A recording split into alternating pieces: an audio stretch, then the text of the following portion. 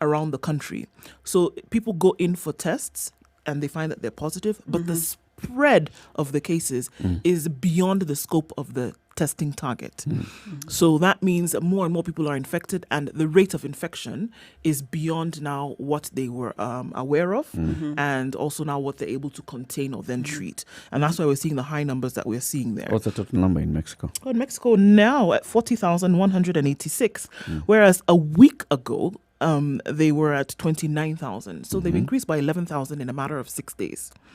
And the deaths at 4,220. So already at 10% of deaths of the total cases. And that it's not been funny what they've had to deal with. And it's clear that they've been saying that they're not sure if their health system is going to be able to hold this together. And it's a little bit worrying for the United States, because Dr. Fauci then said yesterday that they're also worried about the fact that there could be then cross-infection between Mexico and the US. Remembering that Texas already was one of the hotspot states for infections, and Texas shares easily the longest border with Mexico for the United States. So there's a worrying factor there. It's possible that America has infected in Mexico. This is very possible. It's very possible that is what Bigly. it was. Yes. They should have done that wall. They actually should have done the wall. Should have done the wall. Now that they're thinking about it. Yeah. Right. UK, what are the numbers in the UK? Okay, so the numbers in the UK, we are looking at 229,705 cases with 33,186 deaths. So yes, they too have surpassed the 10% mark. So it's the highest death toll in Europe. In Europe, yes. Whereby we saw crazy numbers coming out of Italy and Spain earlier. This is a little bit more than that. It's also interesting to note how the British media is reporting this. The issue of highest death toll in Europe, the issue of whether the UK is the epicenter of Europe, has been suppressed by British media, and But calls to question how they're even giving the kind of coverage. So looking at a story like what we see on Sky News, Stuart Mason going around the world. He was in Italy, getting into the wards and showing how people are dying, how their cemeteries are overwhelmed. He did the same story in Brazil. He has done a story in Mexico. I'm waiting, without crossing my fingers, to see this story in the UK. Yeah. Yep. And you will not see it. No, you Show won't. us 33,000 people have died. Of course, it means that there's a lot of funerals and cremation happening. Are we going to see a story like that? and then I'm okay. Apart from that, I'm wondering if it would be right to say it's an epicenter, considering that travel restrictions are all over the place. So chances are you're not going to move from one country to the other. So is calling a place an epicenter at this point really right? Because epicenter means this is the source, then you've gone all out. But now every country is struggling with its own problems within its borders. But there's still a number of flights flying across Europe, right? Like Passenger flights.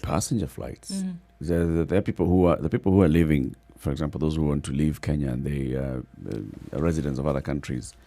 I know some who are living on board a KQ flight today to London, and then they leave from London, they go to Helsinki, and they'll be able to cross. And others, I don't know how our friends, the sailors, managed to leave Marseille all the way into Heathrow, London. So that means they may have there's used some road. bit of trouble. There's travel. There's There's cross-border travel. All right. Could that then be why Europe is struggling with its numbers? Because Europe there's free movement either by road or by air within Europe, especially the Schengen countries.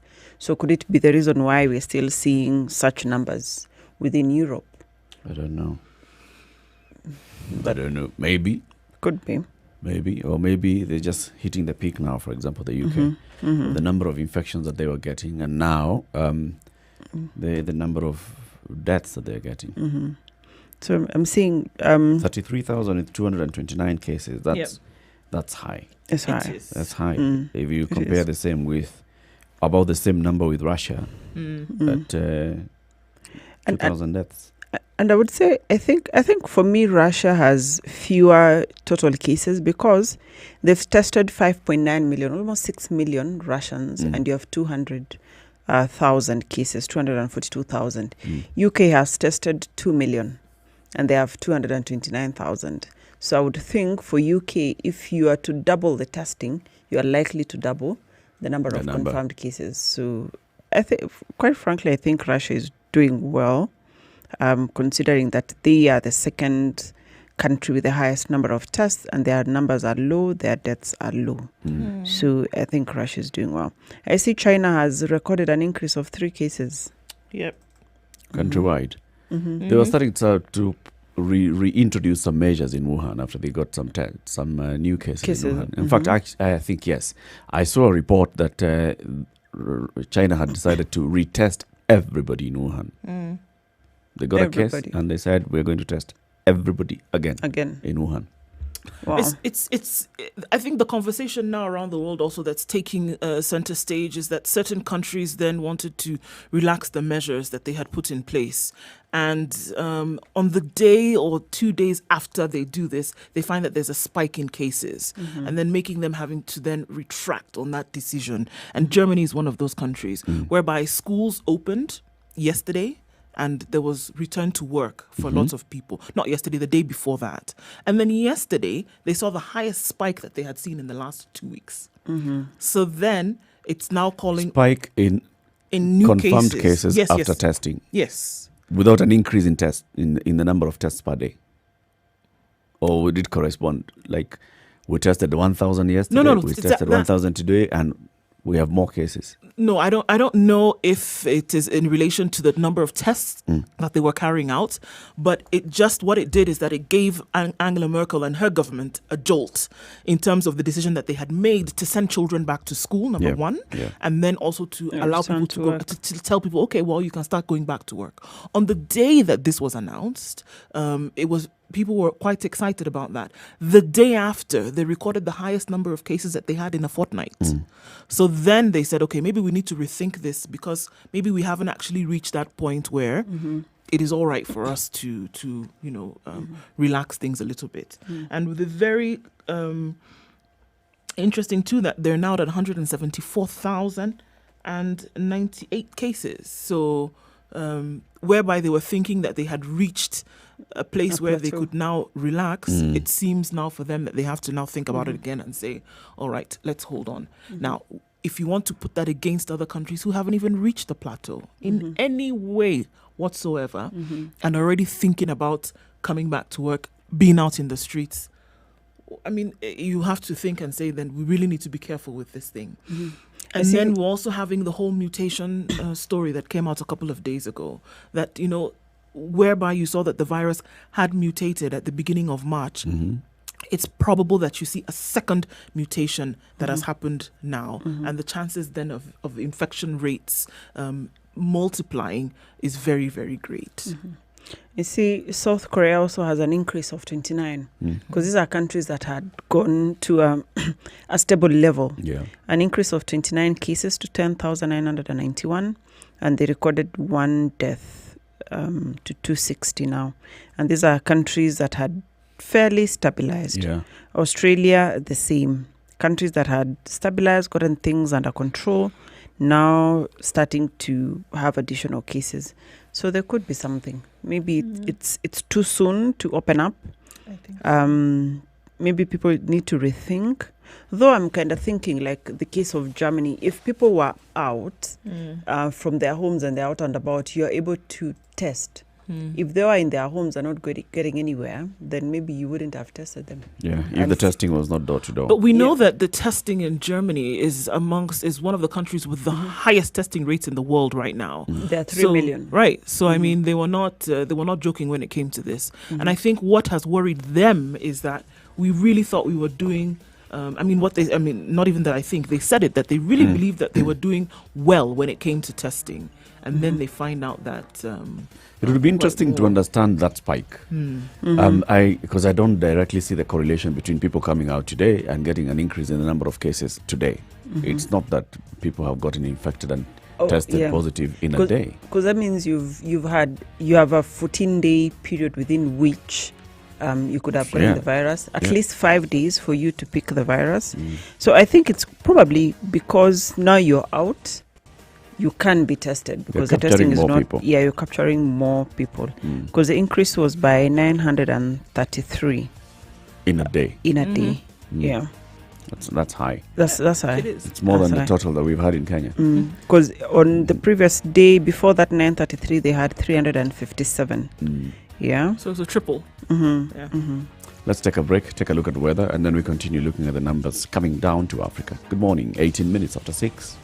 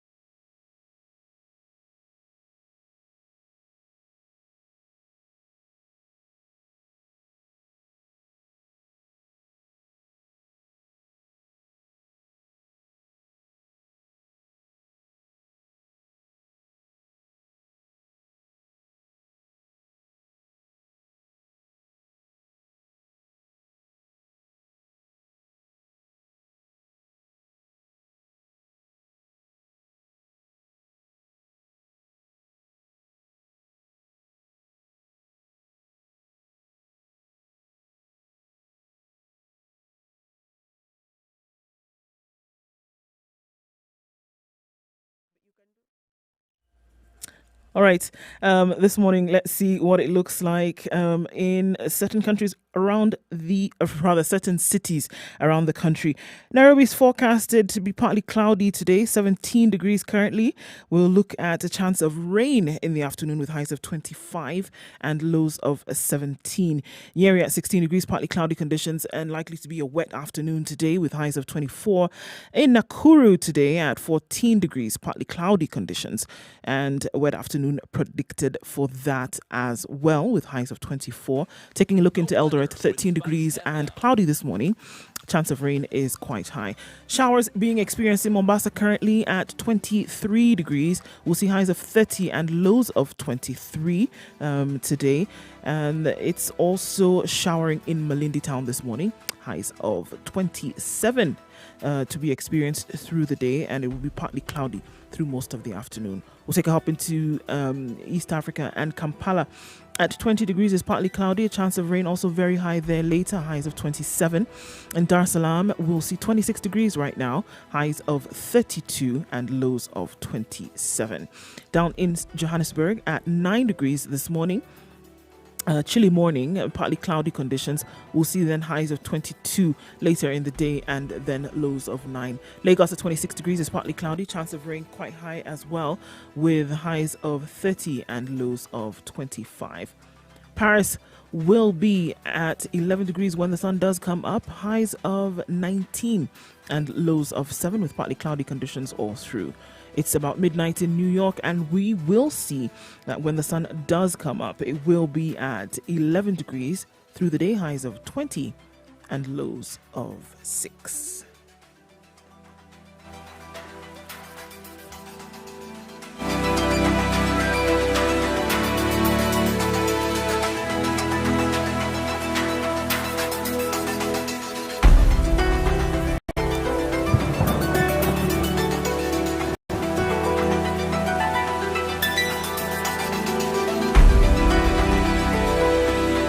It's 22 minutes after 6. This is a situation. It's Kenya's biggest conversation, broadcasting on 94.5 Spice FM. Spice up your life. No, 102.5 in Kisumu. Mature, intelligent talk every morning.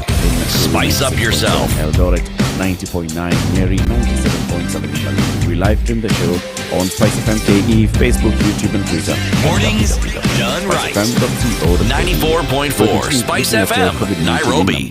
Around Africa. Today's proverb, African proverb: look for a dark goat first in the daytime, because you may not find it at night. Look for a dark goat first in the daytime, because you may not find it at night.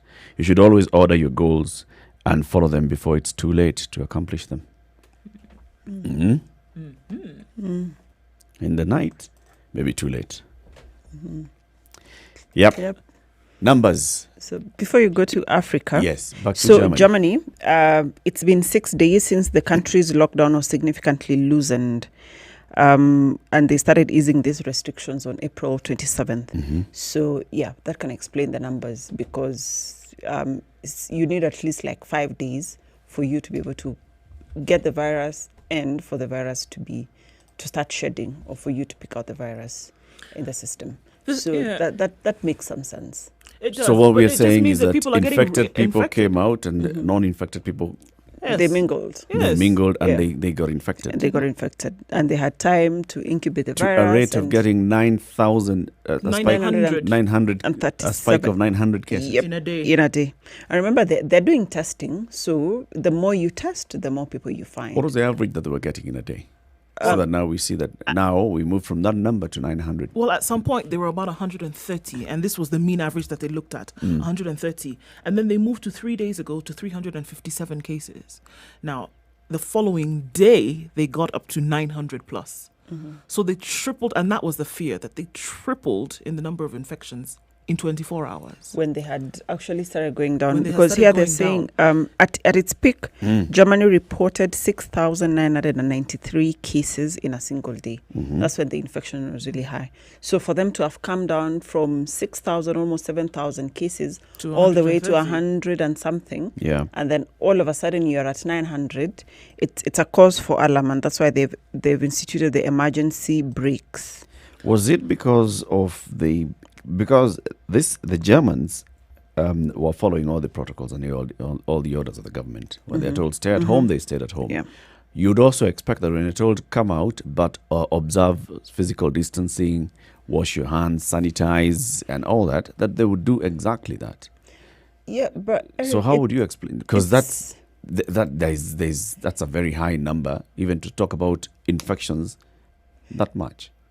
I'm just thinking, if you have been used to staying at home and you haven't been out and about observing physical distance and all of these measures, the first day you come out, it will not be in you to actually maintain all that. It's human nature. You need to practice something over and over again for it to stick.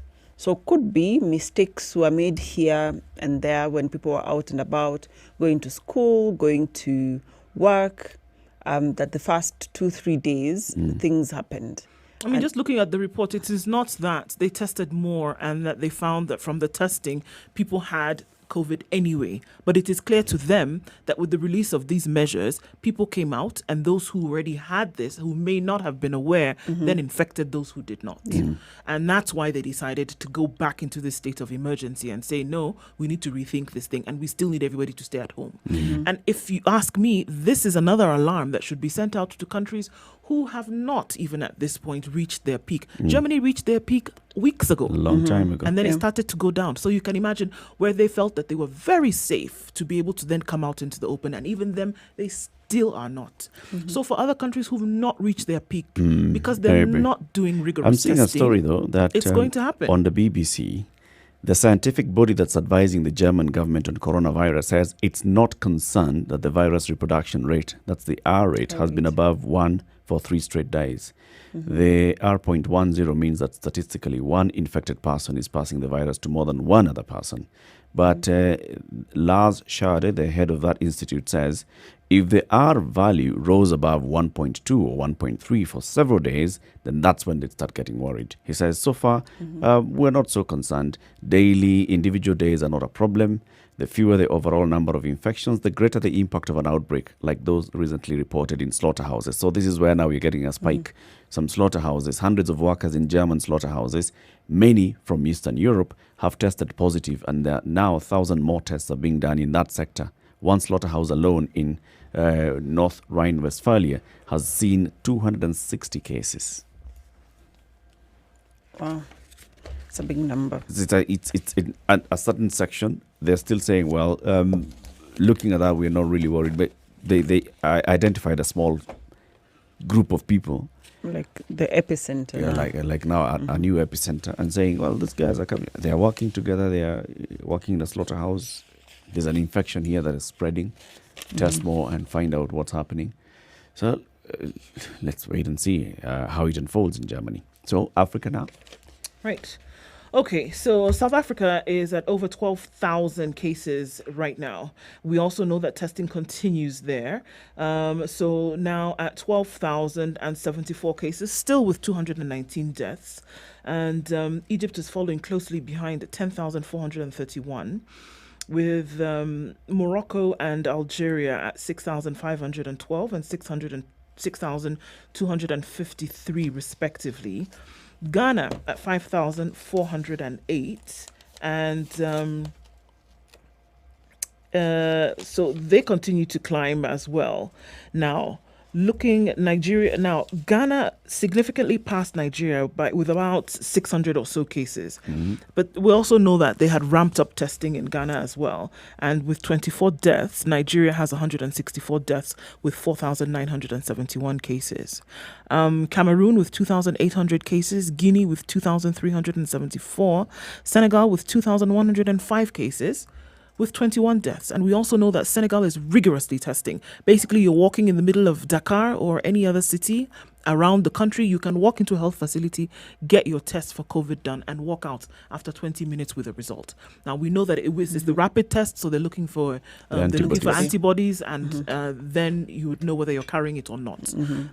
So with all of the testing that they're doing widespread around the country, 2,105 cases and 21 deaths. Côte d'Ivoire with 1912, that's 1,912 with 24 deaths. Sudan with 1,818 deaths and cases and 90 deaths. Djibouti with 1,268, Somalia with 1,219, DRC with 1,169. And if we look at the Democratic Republic of Congo, they're not really audible about this. We know that there's some testing going on here and there, but we also know that at the same time, although it's not being announced or talked about so much, that they've kind of put COVID again on the backseat because they're trying to deal with the reoccurrence of Ebola in DRC at the moment. 3 weeks ago, there were 10 cases of Ebola after they had rejoiced that the last discharge had happened. But now they're at almost 50 new cases of Ebola. So, yeah, there's COVID, but they're dealing with this on the other hand as well. Niger, just north of Nigeria, 860 cases. Guinea-Bissau, 836. Burkina Faso with 773 cases. Mali, 758 cases. Kenya, 737 cases. And the testing continues. Perhaps we look at this today because we kind of glossed over it yesterday, but to look, and I'm glad that Dr. Mercy is in the room today, because the issue of KEMRI not having enough funding to carry out the test for which they have the obvious capacity to do so is really a conversation that we should not be having. Or rather, it's not a reality that we should be facing. It is a conversation that we should be having, but it's not something that should be an issue when it comes to this much needed testing that should be happening in the country. Talk about something else, talk about the lack of manpower, talk about a lapse in facility, but don't talk about funding. It's not available for us to do the testing that is much needed in this country. And especially when you know that testing is the key to almost everything else. Yeah. Because testing is the one that tells you who's infected, where they're infected, and what measures you need to either escalate or de-escalate. So if you do not test, if your main laboratory, which has a network of labs across the country, does not have the capacity to test, then it means you're shooting in the dark. Exactly. And the thing is, unfortunately, there are lots of decisions that are being played around with right now. We looked at some of those yesterday, opening up borders or closing them, opening up schools or remaining closed. Yeah. You cannot make decisions like that uninformed. And one of the basic informants of these decisions then would be this testing and what the footprint looks like around the country. Without that data, you can't make the decision. So Kemri is talking about money, or is it talking about the equipment that it requires? no, Money. It's money. So Cambridge has all the equipment. Actually, do they have the reagents? No. Do they have the test kits? That's No. what they need. What do they need money for? But the money You is know for my all of beef those with things. Kemri. So let them talk about, we don't have the reagents. Let them not talk about money. That's not what they want. They say we need reagents. But Eric, Simple. how are you going to get these reagents without the money? You see, that's, You don't that, wish that upon is a star secondary. and reagents jump That is into secondary. You don't say, I don't have money. You say, I don't have clothes. I don't have food on my table. You don't talk about, I don't have money. No. So it's Focus the on what packaging do the you message. need? So packaging the message. Yeah, and I keep telling you, people who are used to donor funding always look at money. 27 minutes to 7 o'clock. Let's take a look at traffic shortly.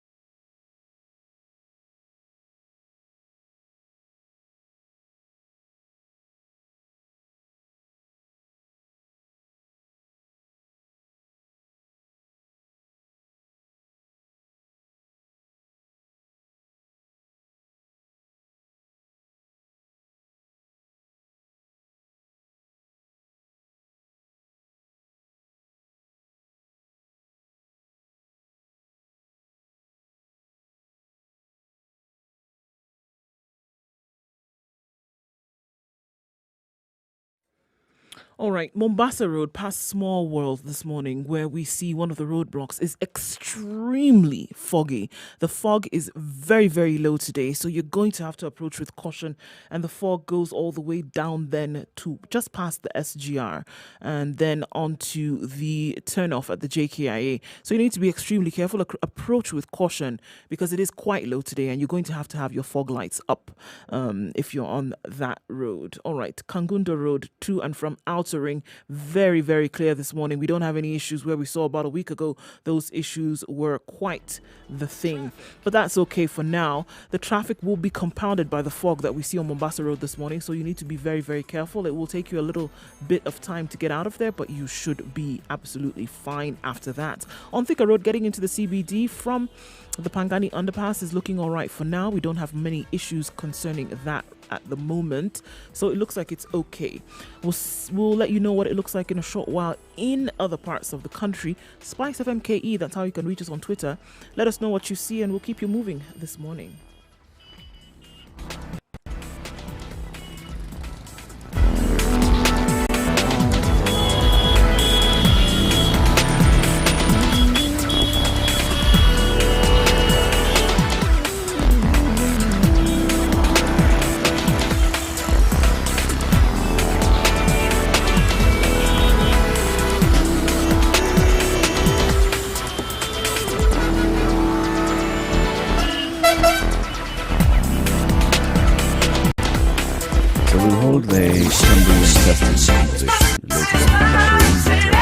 Open up Spice up your life. Shall we delve into the newspaper? Mature, intelligent talk every morning. Spice up yourself. On the standard, okay, I don't even know. It existed everywhere. There's a very little caption about Corona. And the rest, it seems that somebody is strumming a tune about reggae once again. And from all the headlines, I can just read all of them at the same time. More Ruto Senate allies face the axe. Uhuru pushing DP into irrelevance, according to Senator Murkomen. And how Raila fits in the new power mix. This is what we see on the front page of the Standard. Nominated MP Millicent Omanga and such. Those are issues that we see. Okay, so maybe we will just oblige just for a few minutes. Brewing, lost in the whirlwind of the Jubilee divorce wars, Raila's ODM is tying up the loose ends of a post-election coalition agreement with Uhuru in what is designed to shore up the president's numbers and control in parliament. So somehow his name had to find its way into the mix, and it has. Yeah. All right. So Handshake, brother. his place in all of this is that he could be next in line after Kanu to sign a post-election coalition agreement with the Jubilee Party if ongoing negotiations go through.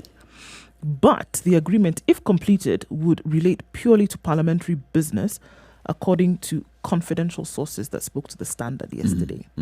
A meeting with the top party organs has been planned for Friday, tomorrow, on the status of ongoing negotiations, which have been taking place in the background of the fallout in Jubilee. Wiper Democratic Party and Ford Kenya also engaged in their separate negotiations with President Uhuru Kenyatta's side to further bolster his numbers. However, ODM leadership is cagey on whether the Orange Party was part of the wider plot by President Kenyatta to control Parliament. Okay. Right. Meanwhile, those who the party had found fit to nominate to the Senate, and then they themselves thought they were more fit to do as they wished, are now being threatened with the sack. And these are 6 senators. These senators, Millicent Omanga, Victor Pringay, Naomi Wako, Mary Senata, and Iman Falhada Deko. They have received some show cause letters from the new whip in the Senate. And they've been told, look, you did not attend a meeting that you had been invited to. Can you show cause why you didn't attend that meeting? And you know what's now brewing is that the next steps are going to be disciplinary, taken to the disciplinary committee of the party, and then you're kicked out of the party. Once you're kicked out of the party then has to nominate somebody else because you're no longer a member of his party. Your goose is cooked. Yep. And I think the message was very clear because they targeted only the nominated senators. Yep. Yeah, because when you're nominated, really, you do not have much of a say. As opposed to, because they were not the only persons. Your allegiance should be 100% to the party. Exactly. Because they could have sent the show cause letters to all the senators who didn't show up, but they chose only the nominated senators. So they're looking at the weakest link, the people they can easily convert, either play ball or ship up or ship out. Already some have played ball. Somebody who already signed one letter, Susan Keheka's letter saying, we were not aware, we are not party to this meeting, has written to the whip saying, for the record, I was aware of this meeting, but I could not travel because of the restrictions in place. I was out of the Nairobi metropolitan area, but I am party to everything that was discussed. And I recognize these as my new leaders in the Senate. For the avoidance of doubt. Just in case you might be thinking in a certain direction. Yes. I'm just letting you know that I would have been there if I could have been. And I support what happened. So it will be interesting to see what the remaining 4 would do. Yep. Especially somebody like Millicent Omanga, who's obviously a DP ally. To be interesting to see if they change allegiance, because this means if your feet are literally chopped off, you're done. Yeah, that's it. And they may go into oblivion. That's it. Yeah. If you're a nominated MP. So, and then Murkomen is saying that all this is the relationship between Uhuru and Ruto has been on the rocks since 2017. That's what now Murkomen is telling us now. We could have told him that. And he was telling us something different before. He says Ruto is not being assigned any duties to make him irrelevant. The senator who spoke in a show in a local radio station said the handshake between Uhuru And Raila further complicated the chemistry between the president and his deputy. He's accusing unnamed loyalists of the president of working overtime to humiliate Ruto by projecting him as an outsider in government. He's not being given any official duties, including chairing of cabinet subcommittees, as has been the tradition, where occupiers of the office are active in the day-to-day running of government. There have been deliberate efforts from the president's loyalists to box the DP into irrelevance. What's new? What don't we know? Nothing. But now my fear here is with all this consolidation, the post-election agreements and whatnot, you and I are the people who will ultimately suffer, because I'm just wondering, you want to have a majority in parliament, you want to have in parliament both National Assembly and Senate. What do you want to pass in those houses?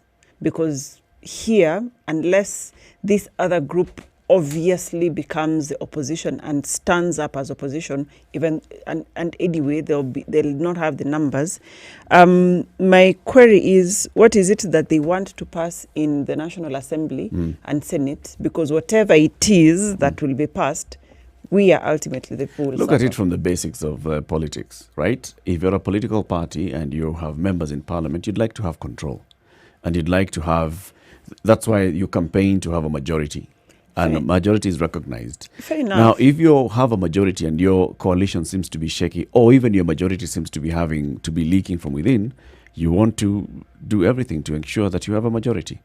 Because without that, then it means that your own party does not have the numbers even to push bills that you're bringing as the ruling party, as government. You're coming up with bills, you're coming up with a finance bill. That finance bill takes forever to pass. Nobody wants that. Agreed, but from what we have seen, I'm yet to see something that passes in our house in Parliament that favors the mwananchi. Apart from the COVID tax laws or the tax bill, the COVID-related ones, which other ones in the recent past have directly benefited mwananchi? Which ones haven't? Of all the laws that Parliament passes. The one that was the most painful one was the VAT on fuel. The other one that was really painful was the increased cap of debt. Yep. The ceiling was increased. So you see, all of these things at the end of the day directly impact us. So for me, it's... Laws are meant to impact everybody that is subject to the law. We are carrying the biggest burden everywhere. When a government introduces taxation laws, even those that would say, "Oh no, we are standing for mwananchi," the question would be, so how do you want the government to run? Because the government must have taxation laws. The government must have ways of raising revenue. And when they're taken to Parliament, Parliament will have to sit down and look at, okay, so this is what you want to raise, and this is how you want to raise it. Is it legal? Is it not?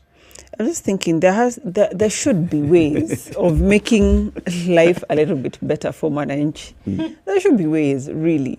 Our economy was already on its knees. There should be ways of sorting that out. Even if it means you say now we are abolishing this many number of parliamentary seats or whatever it is, all of these things can be made in Parliament. So I'm just thinking our houses. It's the people of Kenya. It would be very easy if the intent from the very beginning was to protect the people. That would be then easy for you to say then there should be ways that we could bring such things in. But if the intent from the beginning never was really for individuals to use their positions to make better the lives of Kenyans, then it would be very difficult right now to then impose that now and say that, okay, suddenly let our interests shift from self-actualization or self-development or self-propagation to then that of the people. You can't, it would be nice, it would be like wishing on a star and saying, oh, now that there's COVID, maybe now they'll start thinking about Kenya. No. Mercy would not want to have a government. What is this government for anyway? Exactly. How is it benefiting me anyway? Exactly. Now that's a whole different conversation, Mercy. It's on the concept of, do you need a government or not?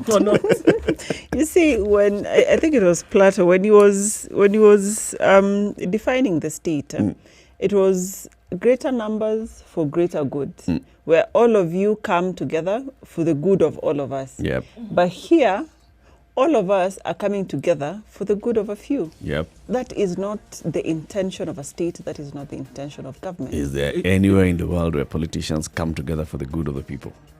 A few places Politicians, are trying. many, like a majority of politicians sit somewhere in a chamber and they're discussing things. Look at countries, I think it's like Norway or some of these Eastern European countries where regardless of who is in power, the systems are there. There's cushion, Wananchi has been cushioned. When they were thinking about social protection because COVID had come in, there was already reserves to support Wananchi. So it was very easy to say, stay at home, we will support you because you had foreseen situations like that and you had those reserves. It is in those countries where women get like a 1 year paid maternity leave. Yep. Plus their spouses, they have an easy working schedule. So you see already the system is pro-Mwananchi.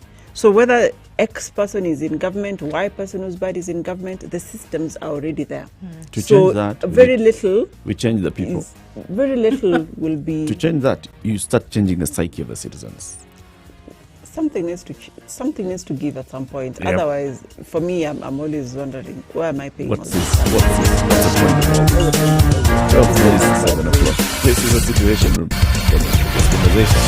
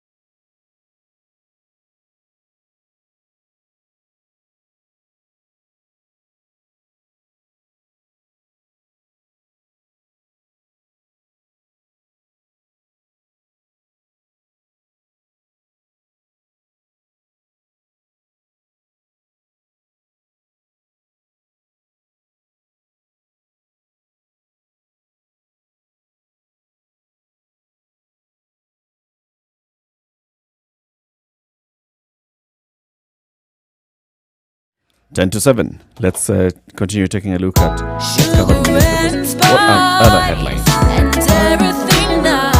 Let's move away from politics a bit because it's very heartbreaking.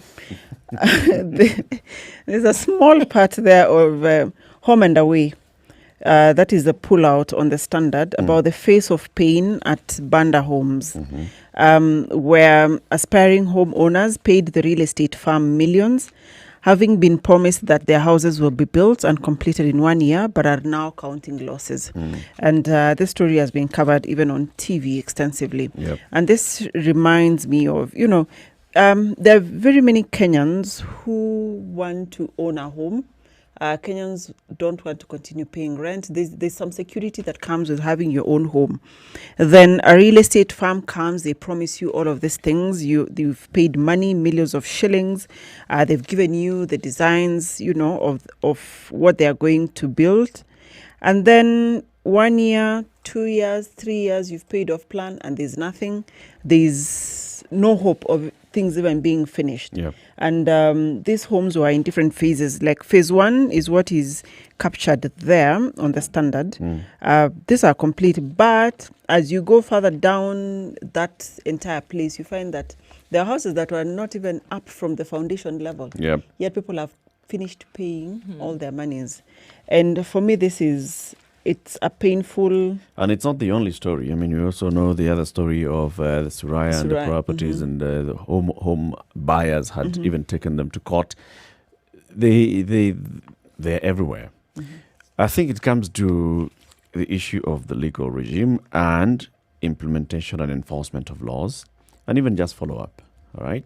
So if a company, for example, sets up and buys a piece of land and they put up a plan to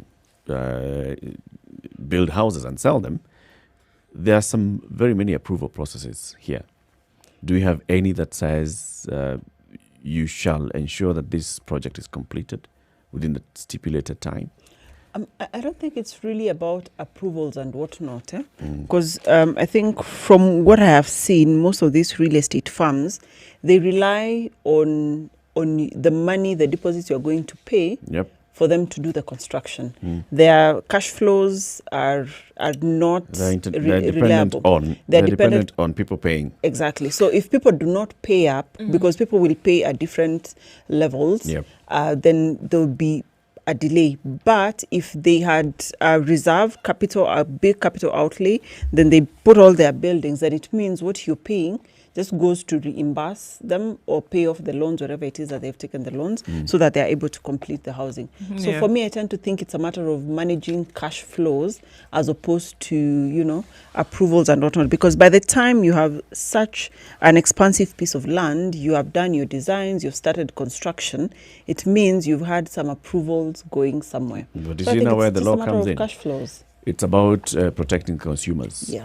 If you think about consumer protection from the very beginning, it means that even at the point of approval that you're putting up an estate and you're already putting this out in the market, some checks and balances to ensure that you'll be able to complete, either by proving that you've got the adequate reserve cash or capital, or that your rollout plan shall be commensurate with the kind of money that you're projecting to receive. And that somebody knows when I'm paying for this house, I know that the way I'm paying is how my house will be put up. If I slow down in paying, my house slows down in completion. So my money is basically going into my house and not going into necessarily the pool. So all those things I think there's a conversation that needs to start, and I think it's already happening in terms of in real estate development. How do you protect the consumer? How do you also protect this investor as well? Because the person have bought the houses, bought the piece of land, started investing in putting up houses, whatever kind of shocks that they're going through, it has an impact on the consumer at the very end. There's a lot here that I see, some piece of, if not just direct legislation, but regulations and such to protect consumers and to ensure that this project. There was even a conversation of do not sell property off plan. But the thing, if you look at some of these construction companies on their own, obviously the off-plan model is a cheaper model. It's a cheaper model for the person who is buying the house, and it is a cheaper model for the one who is constructing. However, the beef here with a lot of people who bought these houses off-plan was that they were told that a year and 10 months after they had finished the completion paying, date, that the house would be handed over to you. We're not saying that maybe they would have finished building to the roof. No. The keys would be handed over to you. You can move in. And that was a problem because a lot of people then went and took facilities, got money, paid the full amount for these houses, and then 2 years down the line, the house, some of them have not even passed foundation stage.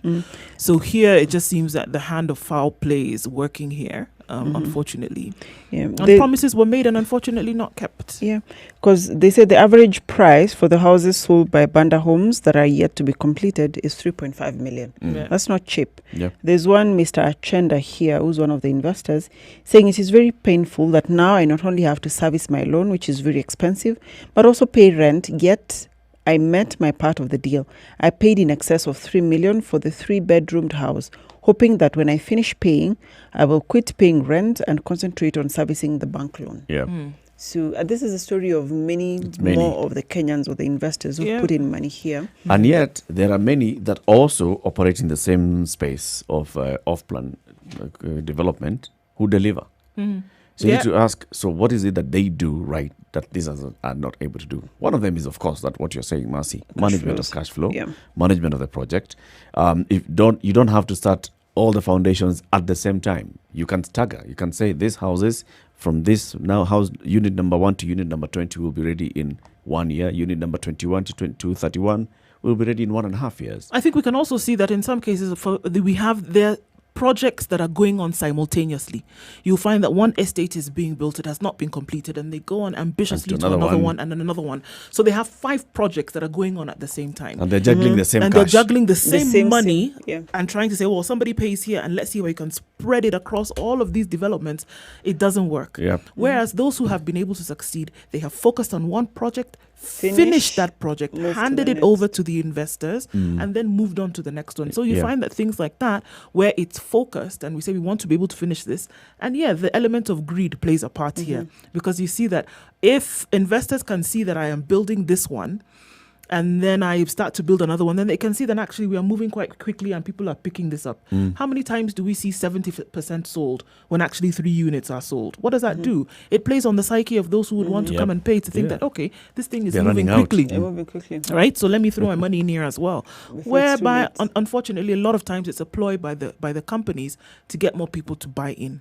So I think that is true, that a lot of greed plays in here. Real estate is still a hot money ticket in many parts where somebody wants to own a home because it's seen as the one asset that you would have that would then give you some good return on your investment, number one, or at least grow in value as you go. And unfortunately, people have been played, to put it as simply as possible, many times because of that. So those who've succeeded, like you're asking, Eric, are those who focused on doing one, finishing, moving on. Doing another one, finishing and moving on. And in those cases, you don't find that you have disgruntled investors. And I'll still throw that ball back to the government. The relevant government agencies in housing should be having this conversation. Because we have very many people who have suffered from this. And yet they shouldn't be suffering. There should be a conversation going forward on how to protect the consumers, how to ensure that we still have a vibrant housing development sector, but to ensure that also consumers are protected. Coming to the top of the hour, remind you, today's proverb is from Igbo, Nigeria. Look for a dark gold. It is Igbo. It's not from Igbo. It is the proverb is Igbo. The language is Igbo. So the proverb is Igbo. Yes, it's Igbo. Okay. So it's not from Igbo. Igbo is So a place. It's from the Igbo people. Yeah, there you can say I'm that. saying. Okay, the Igbo people of Nigeria, they said, look for a dark goat first in the daytime because you may not find it at night. Good morning. It's 7 o'clock. Oh.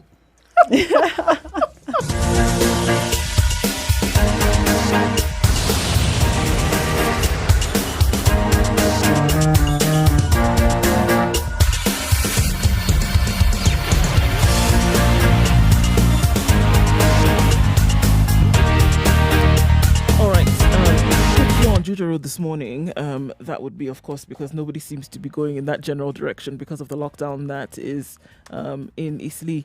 Komarok Road along Dandora flowing well this morning as well. Outer Ring is looking good.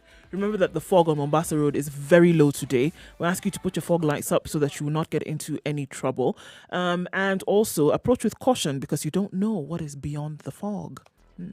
All right. Looking at other parts of the city, it looks good. In Mombasa, not much traffic at all into the city, into the town and out. Kisumu as well, not so bad either. All right. Looking at other parts of the city, we don't have much problems coming off Thika Road into the CBD. Jogo Road seems to be moving a little bit slowly, but it'll speed up in a bit and you won't be stuck for too long. Spice of MKE, that's how you can reach us on Twitter. Let us know what you see and we'll spread the word this morning.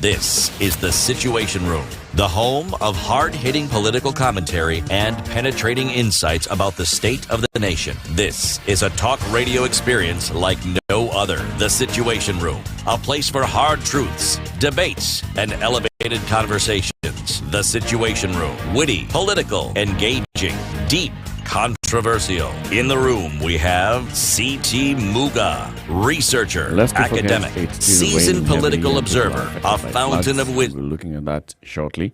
But there's another headline that's on both, that's been given prominence, a story that's been given prominence on both the newspaper Standard and the Nation. And this is on the porous borders and how they pose a growing risk of COVID-19 infections. 25 foreign nationals turned out positive in Namanga. Kenya is no longer taking chances on the COVID-19 situation in Tanzania after 23 Tanzanian truck drivers entering Kenya tested positive. This is after tests were done in Namanga, so many of them tested positive, and you know, this one a majority were Tanzanians, and then there were some people from other countries. 25 people tested positive, 23 Tanzanians, the other 2 are from Rwanda and Uganda, adding to 5 other Tanzanian truck drivers who tested positive on Monday and were also denied entry into Kenya. The Health Director General Patrick Amoth, who was at the border in Namanga on Tuesday, said Kenya will continue testing those coming in through the border points and relaying the same numbers as per the WHO international health regulations, that we also expect our neighbors to do so, he says. However, he's also noting by the U.S. Embassy in Tanzania, the country has not reported any new cases since April 29th, where they have 509 cases reported there, while Kenya has 737. 4 more deaths reported yesterday in Kenya, 22 recoveries, bringing the total number to 40 and 281 respectively. So just like we were discussing yesterday, the issue of our borders and how we relate with our neighboring countries is important. And testing at the border should have begun from the very beginning. Mm-hmm. Yes, it should have. Either that or you close it. Or close the border completely and say nobody should come in. Yeah. But here's the issue of the porous borders. On paper, the international border between Kenya and Tanzania in Kwale and Taita Taveta counties are shut to combat COVID-19 spread. Okay? But in reality, they are as open as the blue sky. Yeah. Remember, and if you've been to, at least I've been to Busia, Malaba, that side of the country, and even part of West Pokot, which borders Uganda, you will be walking or driving, and in a few minutes you find yourself, and usually your phone is the one that alerts you. Welcome to MTN, welcome to something else, and you realize, oh, you're no longer in Kenya because you've crossed the border. So there's the official border points, yes, but then there are other very many unofficial routes, and that is what people use. The other day in Namanga, they were showing people just walking across the border, and 1 minute you're in Tanzania, the next you are in Kenya, because really you do not have to use the official border points unless obviously you're a truck driver or you're driving. That is when now you need the official road. But if you're on foot, if you're on a border, really you could as well be on any country, because you see this, it's not like there's a wall between Kenya and Tanzania to show that now you're on this side, you have to cross the wall or you open a door. It is porous. So we have to rethink the strategy. Yes, it is good to test the people that you can test, because that limits your number. It is good to monitor those that you can monitor at the border points, but we should address more the fact that people can walk across. One of the cases that was reported in Machakos, in Kadhiani, was a gentleman from Tanzania who got onto a truck and alighted at Chumvi at Makutano Junction and went to where his sister is married in Kadhiani in Machakos County. All the way from Tanzania. Boarded a matatu from there. Yes, of course. From Chumvi, board matatus all the way to Kadhiani. Found his way to Kadhiani, yeah. But along the way, he just found a way from Tanzania to Kenya. So these individual cases that we'll miss would be a bigger problem, because now you can see from Tanzania all the way to Machakos. Machakos is more or less the city, and the city is a problem already. So we need to relook and rethink our borders. What do we do? I think one of the things to do is have proper testing facilities at those border towns. For example, we know very well Lunga Lunga in Kwale, Taveta. We're looking at Tarakeng, Loitoktok, Namanga. Let's just have proper testing centers there. The same way we have them at Kawangware now and Isli, have a testing place. So everybody around here knows, let's test within these towns. Because these towns, because of the interactions, before somebody moves over, at least have some tests. When you're talking about control of traffic, of movement, say, for instance, that you're coming out of Taveta town, Taveta is itself locked in the same way we are locking in other places. If you're coming out of Taveta, get tested first before you board a public transport vehicle that's coming out of Taveta coming towards Voi. So we sort of monitor the people who are coming to Voi from Taveta. What's their status? Yeah. And then we're able to now track from that point on. And probably that is also the point where you need to engage locals keenly, not to snitch, but to be able to tell the authorities that, we have a new face in town, we have a new face in the village. Possibly they could be coming from somewhere.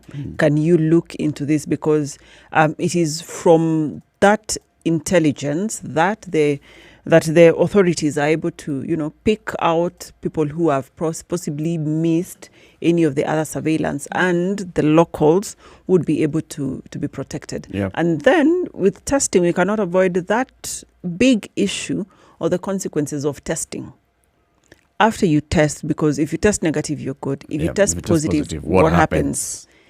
That has to be addressed, and it has to be very clear. Make it easy and clear that, and I think the testing in those towns, or even just ensuring that you have proper facilities in those towns, is important. Namanga now, you can imagine if you went to do tests in Namanga, what numbers were you likely to get? People are interacting there. I mean, if truck drivers are coming and they're spending some time, they're going to these customs offices. They're touching the tables, they're coming out. If 23 of them have tested positive in a day, how many have been coming in there and they're positive? I would not be shocked if there are many. Yep. If there are many. And talking of borders, though these are inter-county borders, there's a story on page 10. The Standard: family isolated after kin death. Now, this man who died, the man was allegedly smuggled by a relative in a police vehicle and admitted to a facility in Bomet County, that is Longisa County Hospital in Bomet. For me, that is a big concern. I think there are many concerns that are there. For me, that is major, because when there is a restricted movement from the city, from different cities, Nairobi, Mombasa, total lockdown in Old Town, Isli, people are struggling to, keep within these measures. But a relative smuggles a man in a police vehicle all the way to Bomet. And now the whole family is in quarantine. The man has died. What was the reason for smuggling the person? So I think from what I'd gathered, he was traveling from Nairobi to back home to Bomet. 55-year-old man. Yeah, he traveled from Nairobi and died from coronavirus complications at Longisa. So he was unwell? Yes. Yeah, he was unwell. As he was traveling, he was unwell, clearly, right? Yes, he had traveled from Nairobi to seek treatment at the facility. And then that's where the samples were taken from the body after postmortem. So he obviously had been unwell, traveled there to seek treatment. Then I think after dying, how he died did not correspond with the symptoms he had. So they're like, let's do COVID. And wow. So now the entire family has been quarantined. Yes. Where? At home? No. At Kaplong Girls High School. The same thing.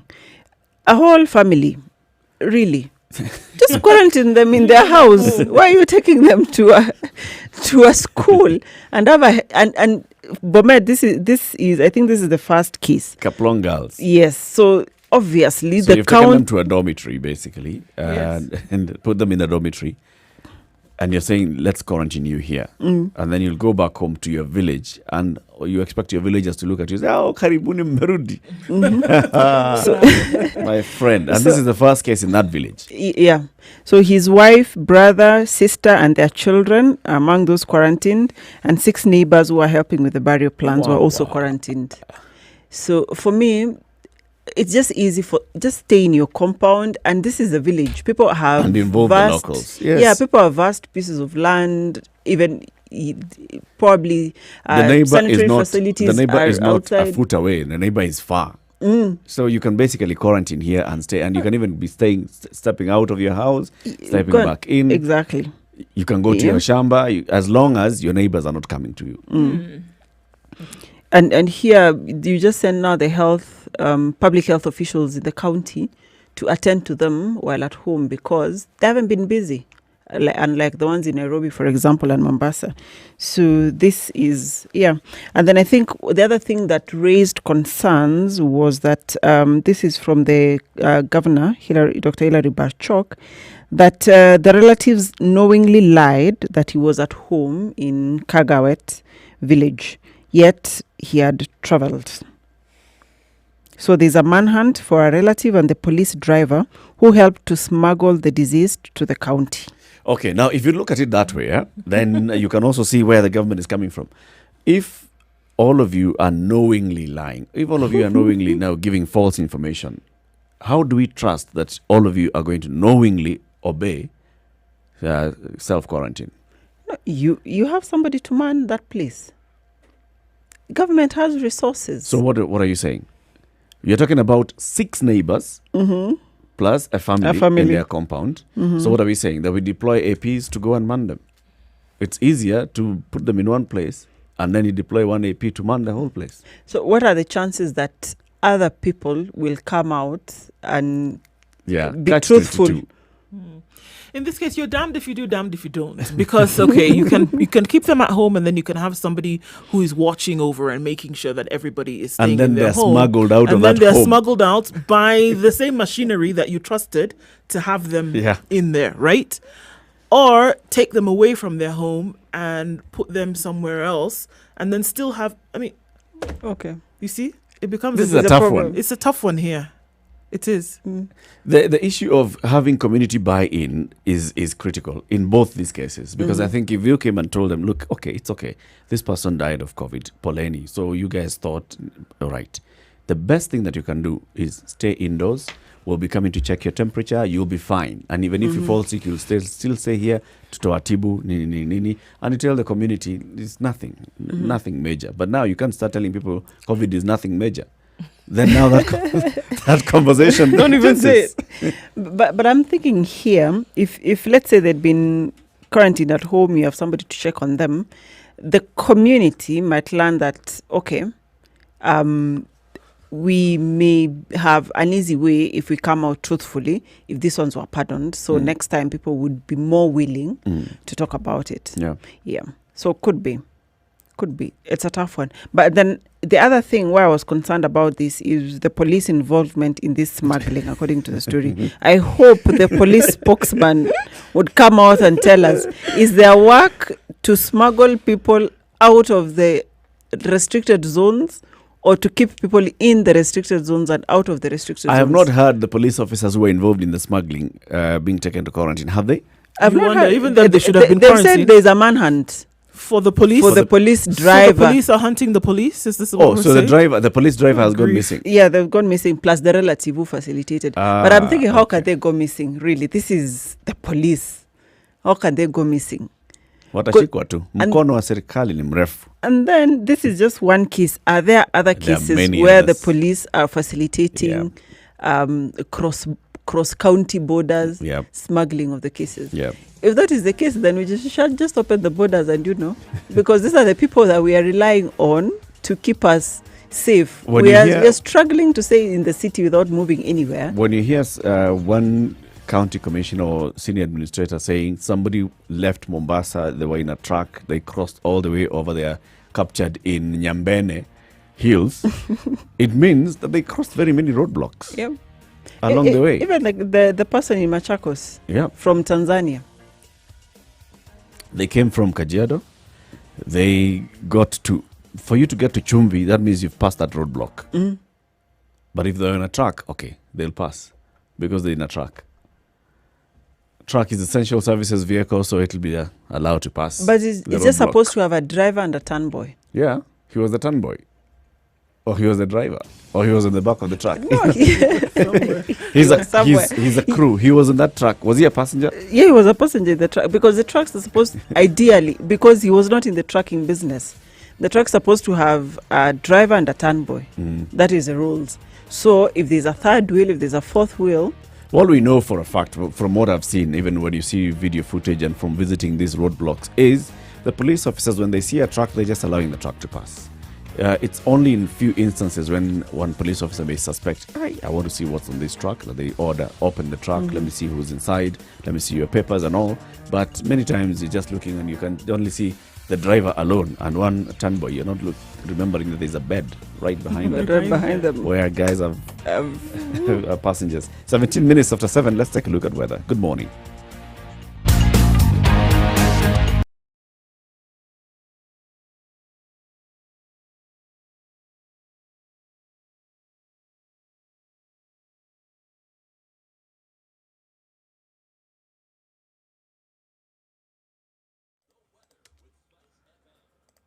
All right, mostly cloudy conditions in Nairobi at 16. Fog is very low in many parts of the city.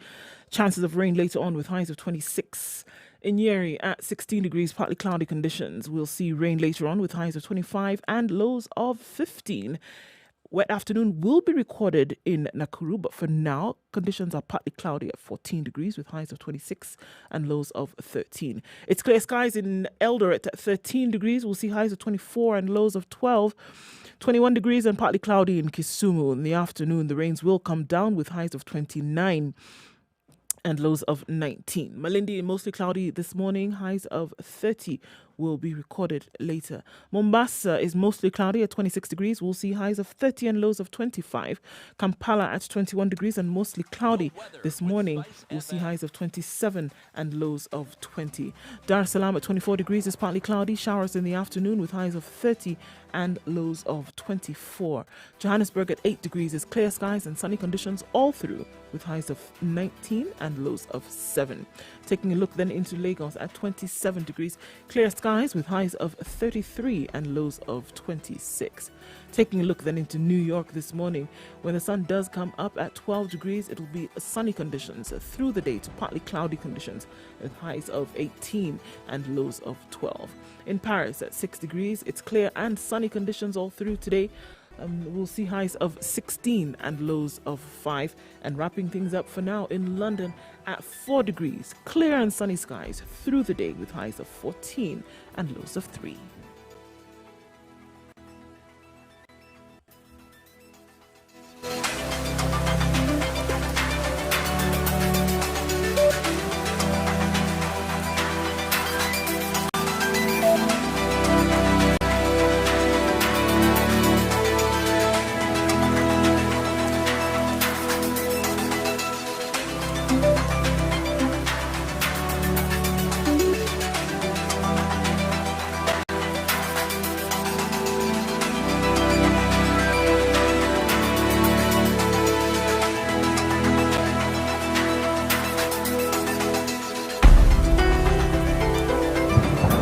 It's a situation room. It's Kenya's biggest conversation in the room. We have Eric Clark, Dr. Mercy, our guest host for the season. CT Muga, away for a week. So, string of disasters is putting thousands. Spice up your life. There's a story given a full page coverage in The Nation. Failed rains, flooding, locust invasion, and now COVID-19 pandemic leading to drop in food production. Like Mature, intelligent talk every morning. Spice up yourself. Yeah. And now for Kenya, not just economy, but also access to food. So we're basically just going to be exposed to starvation. When it rains, it pours. This statement couldn't be truer in Kenya currently. In the past few weeks, the unrelenting downpour in many parts of the country has left thousands of people displaced and hungry. The Kenya Red Cross Society says the current floods have displaced some 25,000 households. That's around 150,000 people. Most of the affected families around the Lake Victoria Basin, the Lower Tana River Basin, and along River Tana from Garissa to Hola. So you can imagine now on all these areas like the Lake Victoria Basin, which is just basically inundated by floods, and the Tana Basin as well, no food, no crops are growing. We're going to have issues of food and growing food. I mean, already with the geological predictions that can be made for Kenya, it's always been that, floods precede famine, and then it just goes on to a vicious cycle thereafter. So even without COVID and with the unprecedented flooding that we see in the country right now, is that some of these things were bound to happen just because of Kenya's geography, just because of where Kenya is in this part, or in this basin, or in the Horn, rather, of Africa, right? So there's certain things that the country is predisposed to, which you would have said something should have been done with that knowledge already being born, right? So then on top of that, you can imagine how much worse the situation becomes when you add a natural disaster like flooding and the disaster that it has meted on people already so far. And then enter into something else like what we see with the spread of COVID in the country, whereas so many mechanisms already will be depressed because of the fact that, number one, the economy was already depressed, and then you're going to add a whole flurry of other things to this. It just makes the situation worse, right? So enter Locust as well. Bas. Okay? As if it's not bad enough. Yeah, literally. It's raining cats and dogs, so throw in your odd elephants and buffalo here while you're at it, because it looks like it's really, really the tough situation. However, with any tough situation, the best thing to do is start to pick it apart. What can we do? What's the minimum? The minimum that you can do, and that's what you want to start with. You're not going to tell yourself that you're going to get rid of locusts and floods and all the disaster that has been meted because of them. No, but there's very little there is the bare minimum that you can get involved in as a government or as a country to have some of these things done, because of I don't believe that Kenya's food reserves are empty. I don't believe that. I don't believe that every grain of maize, for example, is that Kenyan farmers are not holding with aflatoxin. I don't believe that Kenyan farmers don't have anything that they can sell. I think negotiations need to happen once again between the government and farmers to say, this is what your crop yield would be essentially for this year. Let's talk and let's put aside the ego. That obviously has played a major part in these negotiations previously.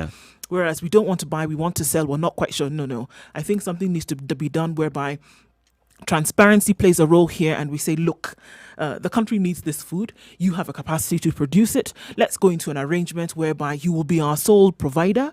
We'll come to you first, right? And of course, we're not going to be able to buy it at the rate which you would want us to.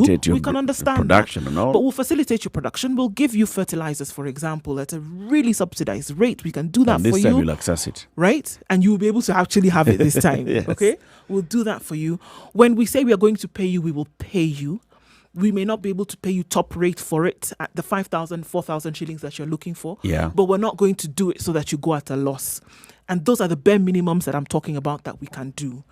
To say that we make sure that there's food for Kenyans then to be able to purchase. Because it is clear that after this flood, like we said, the cycle we already know that we'll go into famine. And it's exacerbated by the fact that the fresh vegetation that is available is going to be eaten by locusts. All right. So we already know that there are some areas where farmers can farm. The bare minimum can be done. And I think that's what we need to focus. It would be very nice to have all these lofty ideas and say, yeah, we're going to revamp and we're going to be food secure in the next 5 years. And we're going to do this. No. For now, we need food. No. Today. We need food. Okay. For today, we need food. Yes. Right. It needs to happen. People need to be fed. So, the people who've suffered from flooding, is there something that we can do for them now? Can we get some food to those areas and make sure that we keep that going until then we're able to sit down and look at this? Because as much as sometimes we want to say the government didn't do this, didn't do that, all right. So we're at a terrible place. We understand that. Now let's do what we can do. And I think that's the approach That's what that needs to happen. be done. Munya is being urged, the CS for agriculture, Munya is being urged, just buy maize locally. Remember, the People's Defender, Okiya Omtata, went to court. And on the 8th of May, he got a directive from Justice Pauline Nyamoya who said, well, the government should stop buying maize, not import maize and buy maize locally. Okiya had gone to challenge that decision by the government to allow millers to import maize. He had said, why are we doing that? And the judge agreed with him and said, issued some directives saying, all right, first of all, stop that importation business.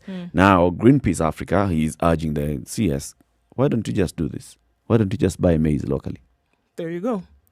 And if you want to look Why at the not just do numbers, that? just do. I mean, it's very simple in this case. No mathematics involved here. It's very simple. They have the capacity to produce. In fact, this is what we talk about, the fact that it's not the government's job to make money. Yep.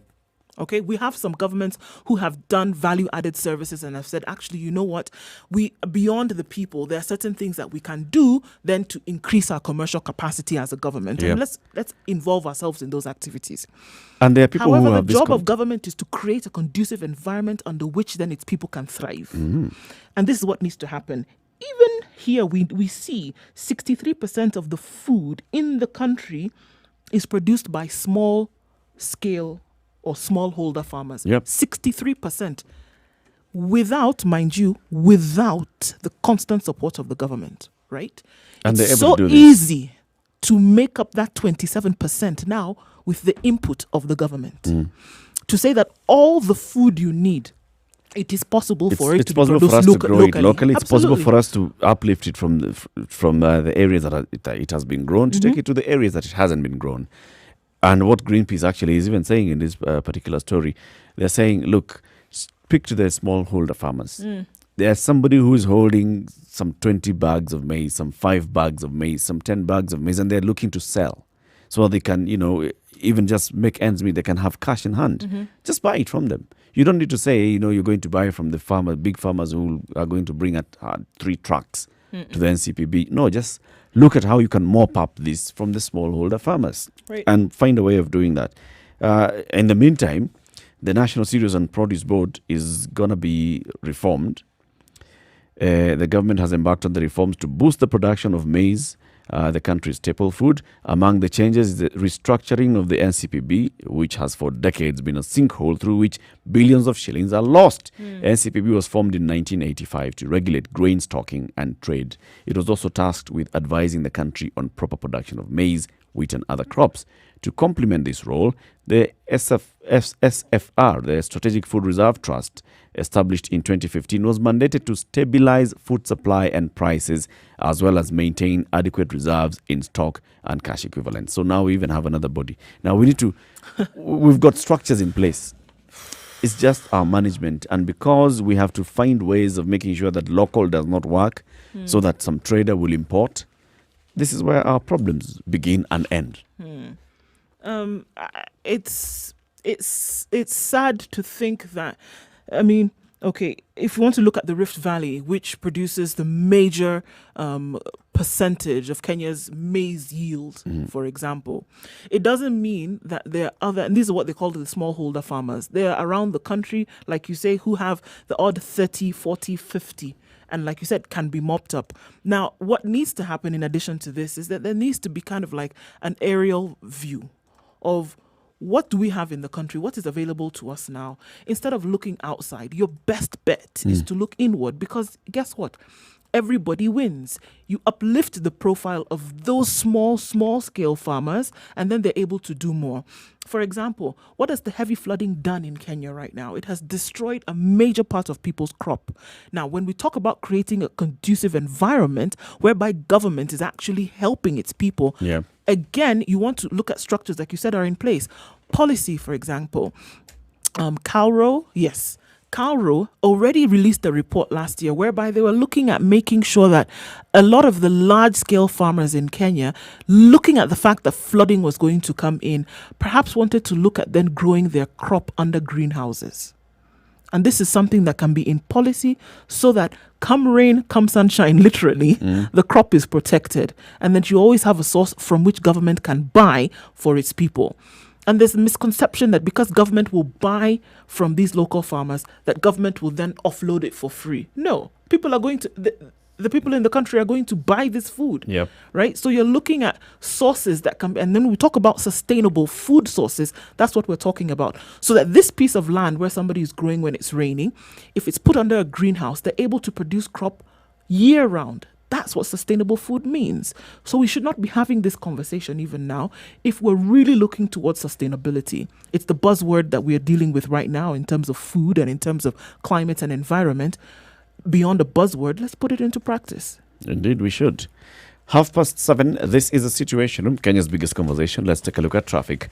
And the conversation continues. You can join the conversation on 0719-012-600. Also, join our live stream, Spice FM KE, on Facebook, YouTube, and Twitter. And join the conversation as well via Instagram, Spice FM KE.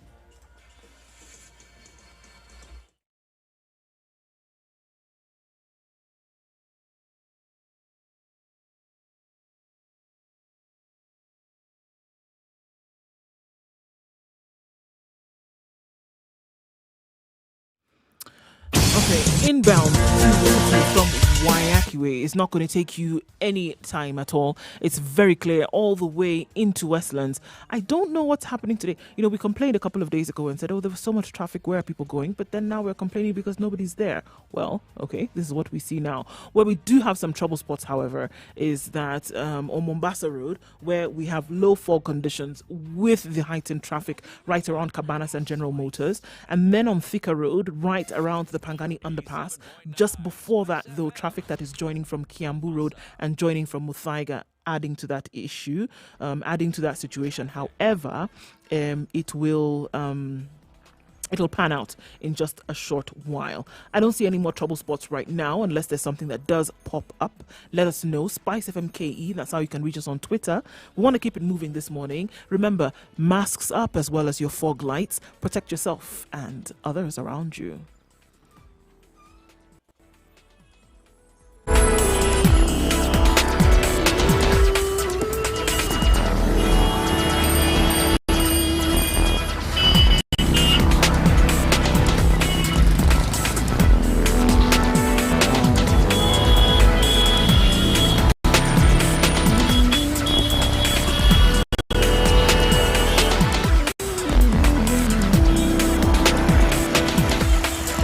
You were asking what's the latest Locust story.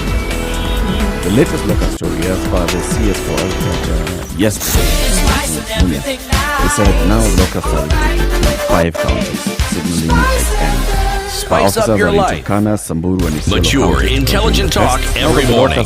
Spice up yourself. Destruction that they caused. And this is when he asked the Kenya Red Cross to conduct an assessment of the extent of locust damage across Mornings many counties. done right. 94.4 Spice FM. To 5 counties. Yeah. Not about that. The locusts are restricted to 5 counties. Now they're only in 5 counties, basically. They're mainly being found in 5 counties. Okay. Remember, they had moved all over, right? Mm-hmm. So this exercise of assessing the damage at a cost of 42 million shillings. Okay. What is it? It's the money that is... Relax. Money has to be spent in doing things. Money has to be spent correctly. Yes. You've given the Kenya Red Cross. So the Kenya Red Cross is basically being given the money to go around and assess the extent of the locust damage. This exercise is to begin before the end of this week.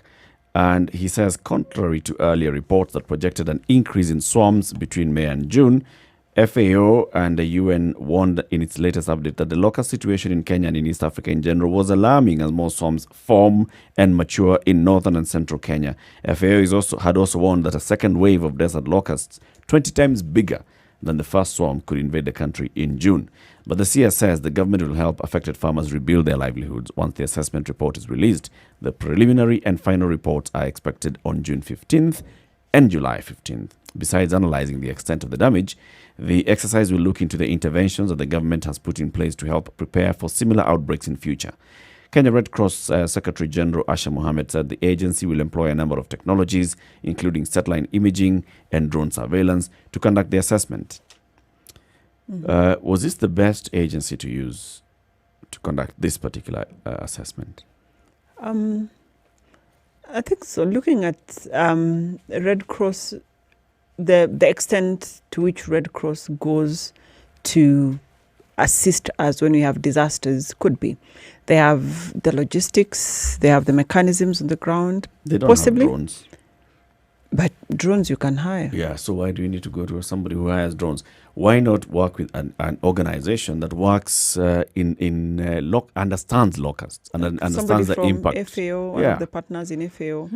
We have an East African organization that deals with locusts. We have an IGAD organization that deals with locusts. We have ILRI. UN organization. Yeah, well. we have ILRI. Right? Why not ask these particular scientists to give us an impact assessment on locusts? Then maybe Red Cross can do the humanitarian side of assessment. Or the logistics on the ground. Yeah. Because, some of these people are usually technical, what they call it, offering technical support, technical advice, but they don't really have a foot on the ground. So somebody like Red Cross... They're the ones who've been fighting locusts on the ground. They've been the ones on the ground actually identifying these swarms, coming up with intervention measures for the swarms. So they already know, we know where the swarm number 1 was, swarm number 2, this is where the hatcheries were, this is how they flew, this is the direction they took, this according to wind, and they understand how locusts got into the country, how locusts left the country, how locusts had an inbreeding in the country. Those people understand. And so your suggestion then for them is to do what exactly? Use those. If you're talking about assessing the extent of the locust damage in the country, use the people who have been working on locust in the country to do the assessment. Red Cross would tell us about the people, maybe if you're coming to tell us now, the number of people, number of farmers in this area, and the number of people who have no food. But still, that's not Red Cross. Still, that Red Cross doesn't do that on a daily basis. But I would think Red Cross will rope in some of those people, because here the assessment is not just, you're also looking at the humanitarian needs assessment from this. How many people, like if you're to do floods, for example, how many people have been displaced? So in this case, how many households have been affected because their livelihoods have been affected by the swarms? It's not just about the swarms themselves. So I would think, because here, what you're looking at sorting out or solving is the humanitarian consequences of this. So you would want somebody like Red Cross to be on the lead. They can drop in the other people because they're always there to offer this technical support, technical advice. You can rope them in so that at the end of the day, the bigger assessment, which is dire, is the humanitarian consequence. I mean, you guys know I have a lot of faith and trust in the Kenya Red Cross, in how it does its work. But I'm just thinking, if it's about all those things, mapping out the people who have been affected, you've got the national government administration officers on the ground. Chief can tell you how many people in his village have been impacted. How many farmers are there? How many are they? And that chief will just basically be reporting to this technical team that's saying, this is where the locusts came. They arrived here on this date. This is the impact that they had. We know that a swarm, just by looking, they can even say the swarm was this big. And therefore it affected this number of people. And because of knowing how they eat and how they can give you a more technical information, and then the national government organization officers and the national government administration officers will be able now to feed in the information of how many people are in this area, how many families, how many schools, how many school-going children. Can give you all that info. In terms of giving an organization money, and then this organization starts now bringing in other people. So this is where money is just going to be spent on. But Eric, in terms of efficiency, would you trust the Red Cross or your national government civil servants? I'd trust the other scientist organizations that have been working on locusts. I mean, we've got to look at 50 odd years of early warning systems that have been put in place by these organizations, and this is just their business. This is what they do. They've been set up to do things like this. If you want to look from FAO, for example, to which is the United Nations arms, and then ILRI, which is here, looks at crop and things like that. This is their job, and they've been able to do this over time. And if we want to look at early warnings that they've put out about Locust, for example, as far back as September last year, did they start saying that this is going to happen? So yeah, because they have the mechanisms in place, they would be a fantastic partner here to be able to work on this and say, this is essentially what you need to do. This is what you need to look out for. And the thing is that they have an open offering often with governments to say, let's actually work together because this is our mandate as organizations like this. Of course, there's so many politics that are involved, but I don't see that they would ever want to sway away from their core business or their core mandate then, which is to help with that information and to set up structures that is going to eliminate any kind of threat to a country's crop, for example, just speaking as one organization. And so I think it's necessary for that to be done. And remember, this report is not just for today. It's also for posterity. In the next invasion, we'll be seeing a proper report that documents what happened in 2019, 2020, and the number of people that were affected by that invasion of locusts in that time. Because you need to have all that information properly curated and tabulated. This is what happened. They arrived on this date. They moved from here to here. The winds on that during that period were moving eastwardly and whatever. They'll give you all that information. And then they tell you the people in that village at that time were this. But I heard you read that the next invasion could possibly be in June. This is what FAO, this is next month. FAO has this is said. what FAO and UN are warning. Yes, and Munya is saying, look, contrary to what they're telling us, what we're seeing on the ground is different. But remember, this first invasion, there was a warning, and we could see the swarms all the way from Saudi Arabia, Ethiopia, and whatnot, Yemen, right? So all the way, and then we were surprised that the desert locusts came into the country. So why would you not believe the FAO and That's all the of these people who prophesied, or rather, not prophesied. What is it? they have systems in place for early warning. Who foresaw? Predicted. Yes, That's predicted. prophesied can work too. But okay. Predicted. We need a prophet who predicted the first swarm. The first swarm, and now they're even talking about it because they are monitoring the locust movement, not just within the country, but in the region. The region. Right? So when Munya is telling us now they're only in 5 counties and it's signaling an end. And therefore he's asking for a report, which the draft will be ready in June and the final report to be ready in July. And according to FAO and the UN, June is when another new swarm, which is 20 times bigger. Arrives. That report then? I'm now worried. Will we have food next year? Let's put it in numbers, okay? Now, a swarm of locusts has 70 million odd hoppers, right? By the time they're airborne, the females are ready to lay. They come in and their intention is to land and lay. Now, at that point, when they're on the ground doing their happy thing, they're laying, and then now they will at some point leave, and then they die off, because the lifespan of a mature hopper is about 100 days, right?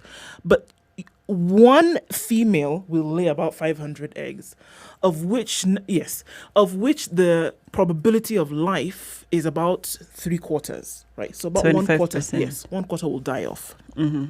So take and a swarm contains more female than it does male, right? So the ratio is about 70-30, okay? So imagine of 70 million, 70% are laying about 350 eggs. That's one swarm. Now, one swarm, multiply all of those fantastic numbers by 20 is what is coming in June. I have done that, and I have to redo it because my computer has refused to write the zeros. Okay. And we've already eliminated those that are going to be lost. About billions. Okay? Yeah, billions. So if it's 70 million, 70% of that is 49 million, right? Times 350 yes, per give or female. take, yeah. 1,000 million billion, 17 billion, 17.1 billion times 20. Why are we doing this math? It is not interesting. It's a bit depressing, isn't 1, it? 2, 3, 1,000 million billion, 343 billion locusts. To creatures landing on your farm. And you say it's okay, there's no problem? No. Munya is saying that these things will be over in a few months' time. Okay. Right? What does Munya know that everyone else doesn't know? He's been given information by his technical officers. That's what we want to assume. And technical officers in the Ministry of Agriculture, there's an entire department that deals with these things. There's an entire department who didn't know that they were coming in the first place. There's an entire department that has been coordinating the fight against locusts. So there are people in the Ministry of Agriculture who have given Munya some information. Now, we don't know whether Munya has misinterpreted the information or whether this is the information that he was given. That now we only have them in concentrated in 5 counties. And in those 5 counties, we expect that this problem will be over in 2 months' time or in a month's time. What is making him say it will be over in 2-3 months' time? Are they dying off? I can only because imagine. If the lifespan is the technical information that he's receiving. Because if in 3 months' time they are over, it means no new locusts are being. Is it hatched? Yeah, there are no new locusts. They've been, they're hatched. They eat as they move. Yeah. So they've been moving basically. So, but reproduction has to stop for you to say there are no more locusts. Yep. So has that stopped? The young ones are moving. The young ones also grow. They grow, right? they move, they hatch go in the from next place. The nymph stage, then they go, and then they become hoppers, young adult hoppers, and then they're airborne. And then they move wherever they will move to. But the point of they them don't hatch landing, where they were born. No.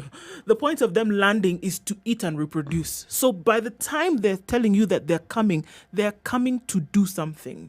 They're coming to land and reproduce. They're not just coming to say hello and visit, as it were.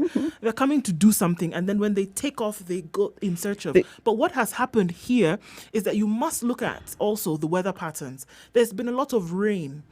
So with rain comes new vegetation. So if there's new vegetation, these swarms don't need to move. That's the problem. They don't need to go anywhere because what they do, and they like it very much, is this new vegetation. It's soft. It's easier it's easier for them to manage in terms of eating. They eat it. But they're also impacted by floods, right? So if it's flooded, then they don't have a place to basically lay their eggs because there's no ground. So it's. Maybe the floods are also working in our favor. But no, the FAO is saying, although ground and area control operations are in progress, widespread rains that fell in late March will allow the new swarms to mostly stay in place, mature and lay eggs, while a few swarms could move from Kenya to Uganda. Exactly. So they're still there. This is what I'm saying. They don't have a need to move. Because of the rains that have come, there's new vegetation. So if there's food, they don't need to go anywhere. Right? Would you go looking for food yonder when there's food right here? You don't need to. So they further say during May, the eggs will hatch into hopper buns that will form new swarms in late June and July, which coincides with the start of the harvest. So basically, anyway, what they're saying is that this is a threat to livelihoods and food security. So that's why I'm asking, will we have food next year? No, food, no. Food. There's a simple answer. Food. No. There'll be no food next year. No. So why is Munya relaxed? This is the question. Why is he not? Let's give you $2 million for that question. Is it just me who's panicking at the moment? Munya should tell us what he knows that we don't know, because at this point I want to know for the sake of my peace of mind. Munya should tell us what he knows that we need to know so that we are as relaxed as he is. He has had a conversation with those locusts. You guys, mko wapi? Mmekula ya kutosha. Si muende Uganda sasa. Next, muende Uganda.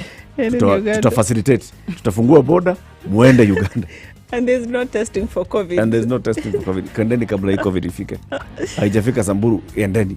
Itakuja. 10 minutes to 8. This is a Situation Room.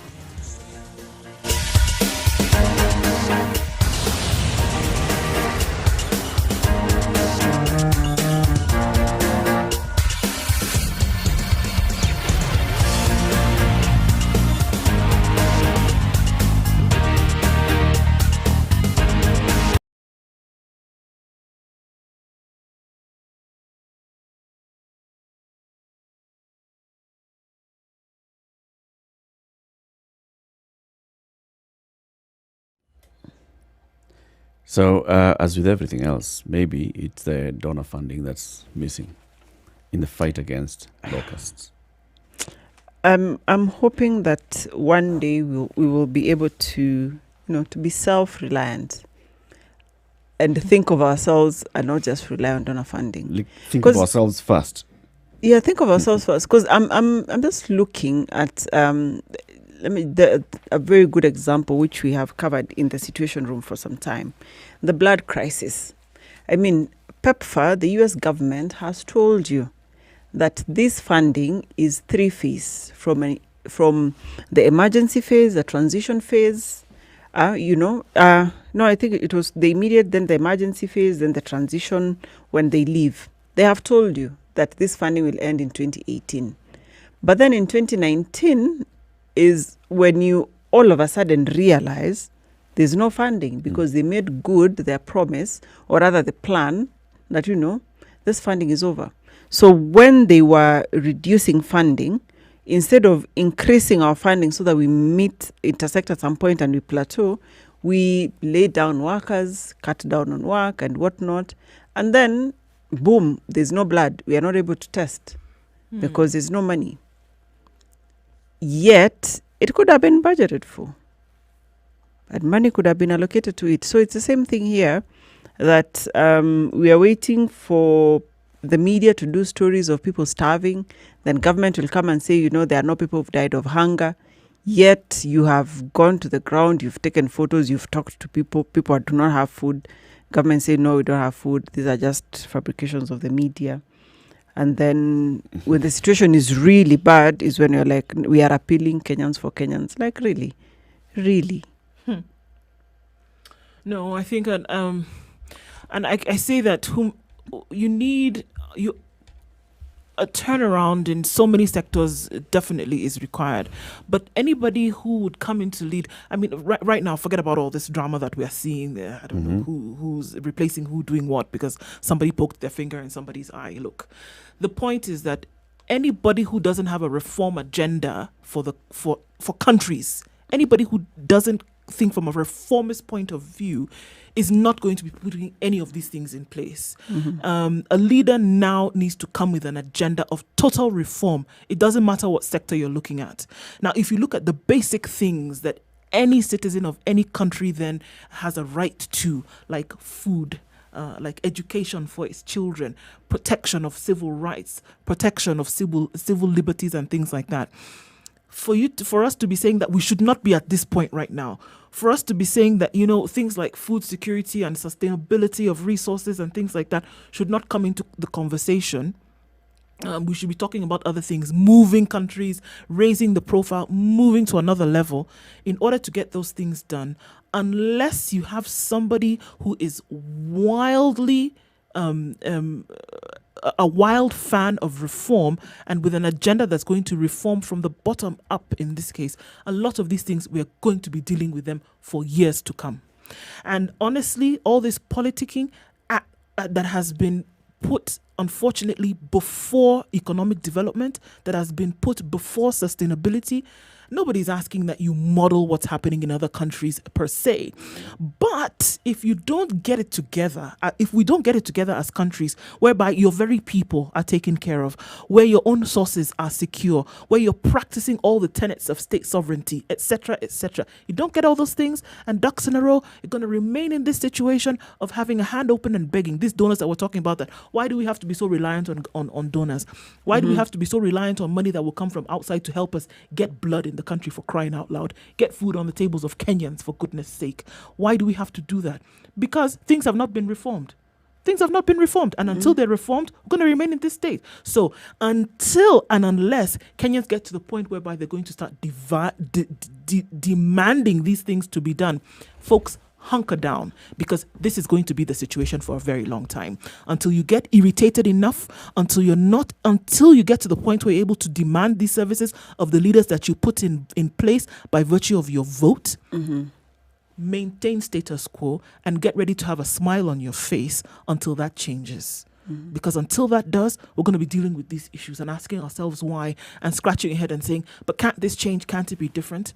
Until you make the decision to change it, It's going to remain the same. And it's gonna be tough, because look at IMF having approved the how many billions of it? 78.4 billion shillings in loan. Mm-hmm. But then they are expecting that, we shall be taxed because this loan has to be paid. And remember, we still have a huge number of loans to pay off because of the SGR and these other development projects. And so I'm just wondering, okay, you need to tax more people in order to pay these loans. But here, people are out of jobs because of COVID-19. So what are you going to tax? Where are you going to get that tax money from? Because if people have no jobs, it means they do not have spending capacity. It means they do not have a disposable income to spend on anything, even the very basics. So what are you going to tax? How are you going to pay off these loans that you're taking in order to cushion Mwananchi? So I think from my very layman eyes that have little or limited knowledge on finance, we are between a rock and a hard place. And for us to get out of this, either serious economists have to take charge, the politicians have to make painful decisions that benefit Mwananchi. That's one option. Or two, Mwananchi has to take charge of the situation. So either or. Otherwise, we're just going to sink.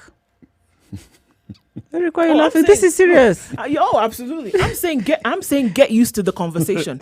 Get used to this. Get used to that in 2021, right about this time. Doom and gloom this morning, isn't it? No, but I mean, that's it. Be easy. We're all going to die. Nobody gets out of this life alive. What is it? Unless you enjoy having this conversation. Get ready to have the same conversation in May next year and the year after that. Put in a new government, if you like. What do you call it all the time? Same forest, monkeys, different monkey and forest. Join monkey, forest, same. Because what I see is that people are very happy with the way things are. We scramble, beg for food. December 31st. Whew, we made it. Okay, start again. Now let's start again. We start running after this thing. Start running after sustainability. We start running after trying to make the budget. Start running all over again, right? And we say, okay, next time when I vote, I'll vote in somebody who's going to do the job. Come 2022, they'll give you 10,000 bob. Shut up. In the corner there, don't even talk. Okay, we'll try again. December 31st. Okay, we made it. That's what it's going to be. And then we'll complain. We'll sit in our pockets, in our vehicles. This fuel is too high. This, that, the other thing doesn't make sense. It's a comfortable conversation. And people have become apathetic to all of it and said, all right, we talk about it all the time. Nothing's ever going to change. We have a very good way of complaining. Yeah, deflect it. Blaming on someone else. Blame somebody else. As long as we don't take charge ourselves. As long as we are we're not the ones who are saying, why are we like this? And what can we do about it? Why have we gotten ourselves into this situation? We'll always be blame the government. Blame the government, blame the politician, blame this and that, the other person. We know why we are in this situation. The question we do not ask ourselves is, what can I do? What can we do to get out of this hole? That is the harder thing. We ask ourselves that question. We just don't have a uniform answer to that. There can never be a uniform answer. Our answer is always, let's get somebody else to do it. Yes. But let's vote in somebody else. Let's get somebody else. The answer is let's vote in somebody else, but then you still end up voting the same people that you remove this person. They have failed us. Always blame the other person. However, like the Igbo people of Nigeria say, look for a dark goat first in daytime, because when it's nighttime, you will not see it. Look for a dark goat first in the daytime, because you may not find it at night. Yeah. So when it's still here, make hay while the sun shines, basically. Start early. Yeah, start early. Never wait for that moment when you're saying, okay, so what happened? You will not be able to see it. You will not have enough room to maneuver. Good morning. It's 8 o'clock.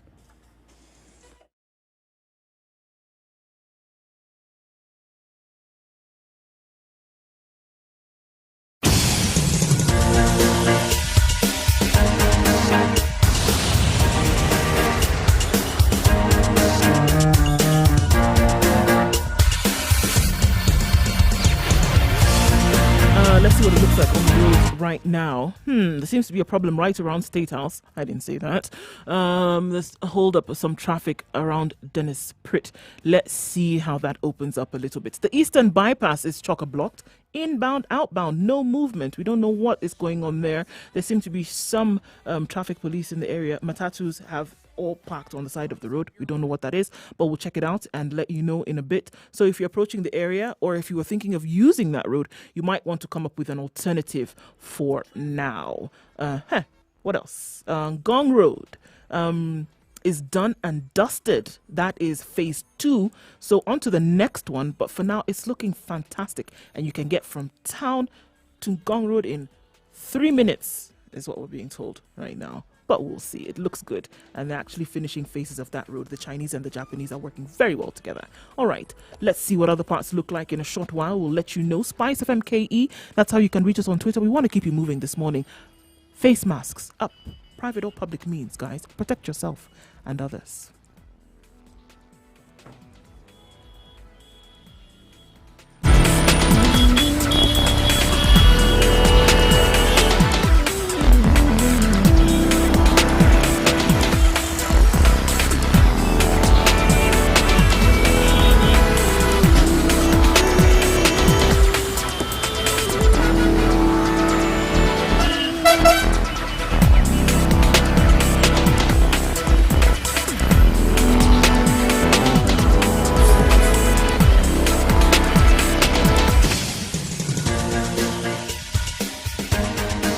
This is The Situation Room, the home of hard-hitting political commentary and penetrating insights about the state of the nation. This is a talk radio experience like no other. The Situation Room, a place for hard truths, debates, and elevated conversations. The Situation Room, witty, political, engaging, deep, controversial. In the room, we have C.T. Muga, researcher, academic, seasoned political observer, a fountain of wisdom. Of digital and how digital is shaping our world now, especially during these COVID-19 times. Everybody is thinking the best way to offer my services is using digital platforms, especially financial institutions.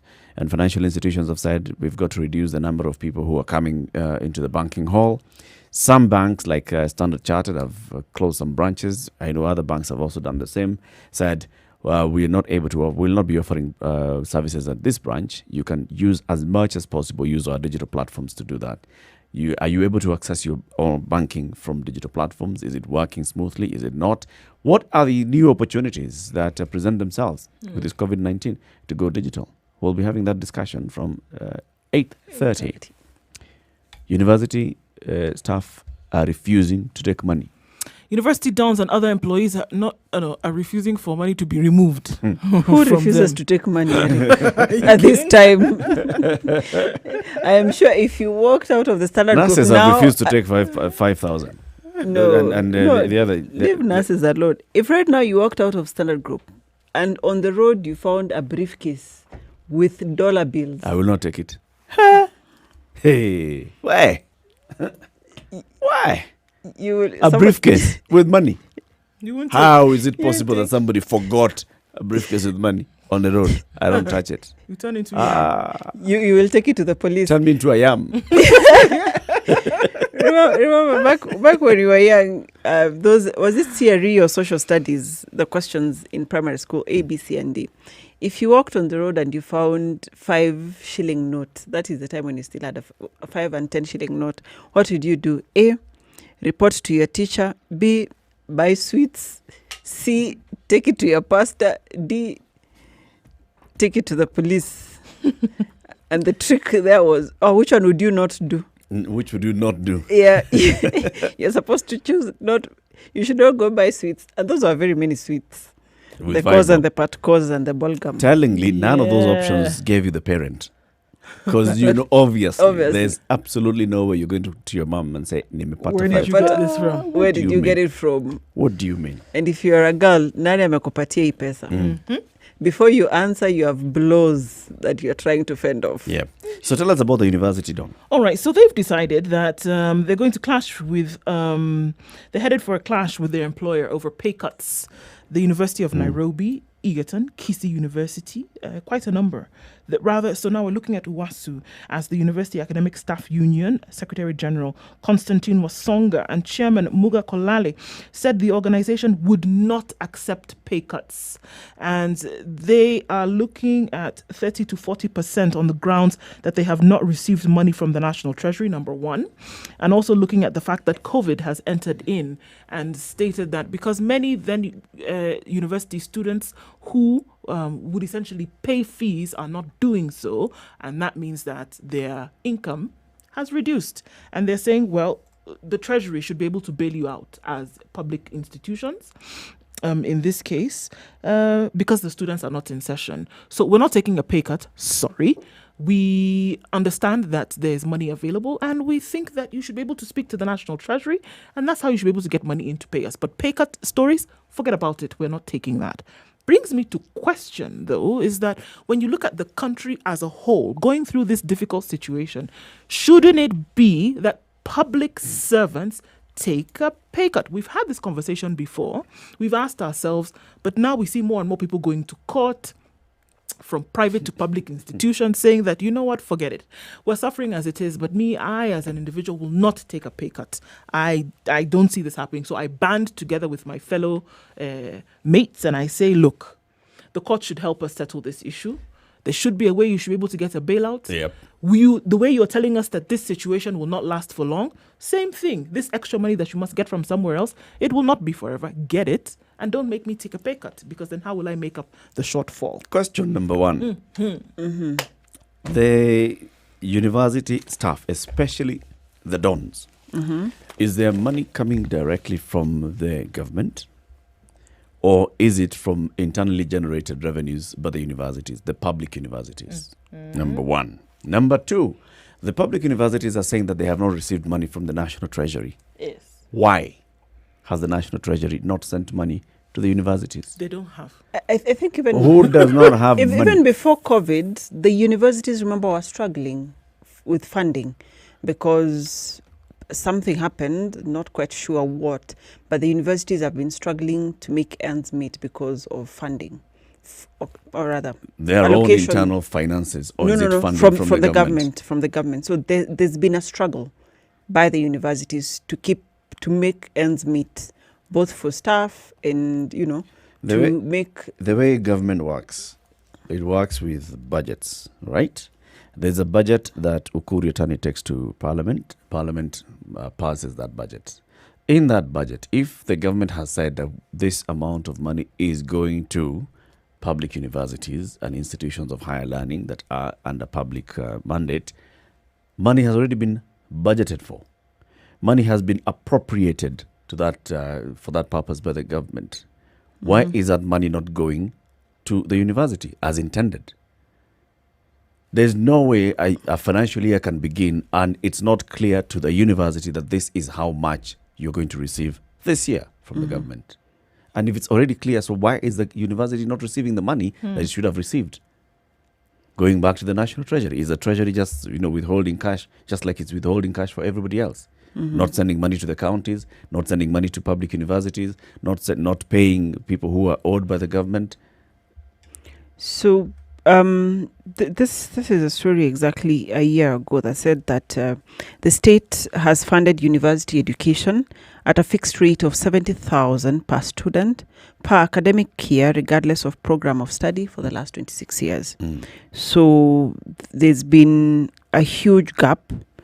There's a huge gap between the money the government allocates universities per student and the amount it actually costs to successfully take one through the training. So I think it's just a matter of the funding gap. On average, the cost of education in Kenyan universities for one academic year per student ranges from 600,000 for the dentistry program, for example, 576,000 for medicine, 432,000 for pharmacy, 180,000 for applied humanities, 144,000 for the arts. So if you're doing medicine, dentistry, for example, for your academic year, you need 600,000, but the university is only putting in 70,000. And I remember my fee in university was about 26,100, something like that, per year. So you can see clearly there's a funding gap between what you need to successfully take one through the course and what is actually put in there. It's not even a third Yep. of what is needed. So that could be the genesis of the issue, that what we are putting in for you to successfully train is not enough to help you successfully train. So what I would be looking at here is where can we cut costs? Is it in our how we manage our programs? Is it by partnering with other universities globally? That's a very important conversation, and that conversation should be had. In fact, the CS for Education has been raising this issue all along and saying, look, you universities are coming up, opening a university, coming up with so many programs that you're not even able to manage. Let's start merging. Let's look, what is your strength? If you're Egerton University, you're known for something. Egerton is known for agri-based programs. Why do you start bringing in things like, I don't know, I saw some programs in university. They're actually doing medicine now, for example. Okay. Even beyond that, you go into tailoring and I don't know, dressmaking certificate at Egerton University. Why? Just merge. But that's a different conversation. This conversation about salaries and university staff not being paid their April salary is because the universities are claiming that they have not received money from the National Treasury. Let's focus it there. Why have they not received money from the National Treasury? Why is it that there are people who have not been paid their salary?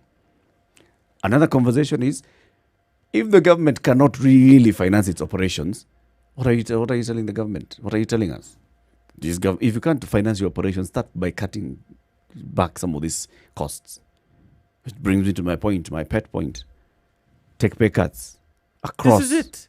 If you can't, especially in this at this point at which the government, look, before the conversation that was being had in the last quarter of 2019 was that the economy was already on its knees. We're looking to be able to borrow more money from outside to either fund domestic policies or to furnish external facilities, loans, etc.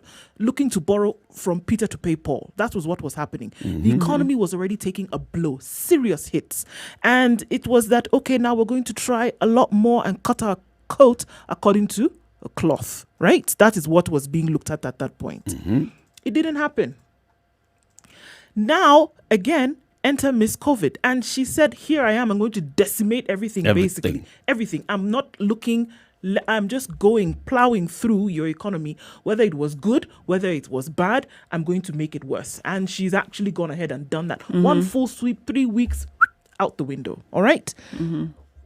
With the glaring reality that has posed, why is it so difficult then to see that there is something temporary that can be done to sort out this issue?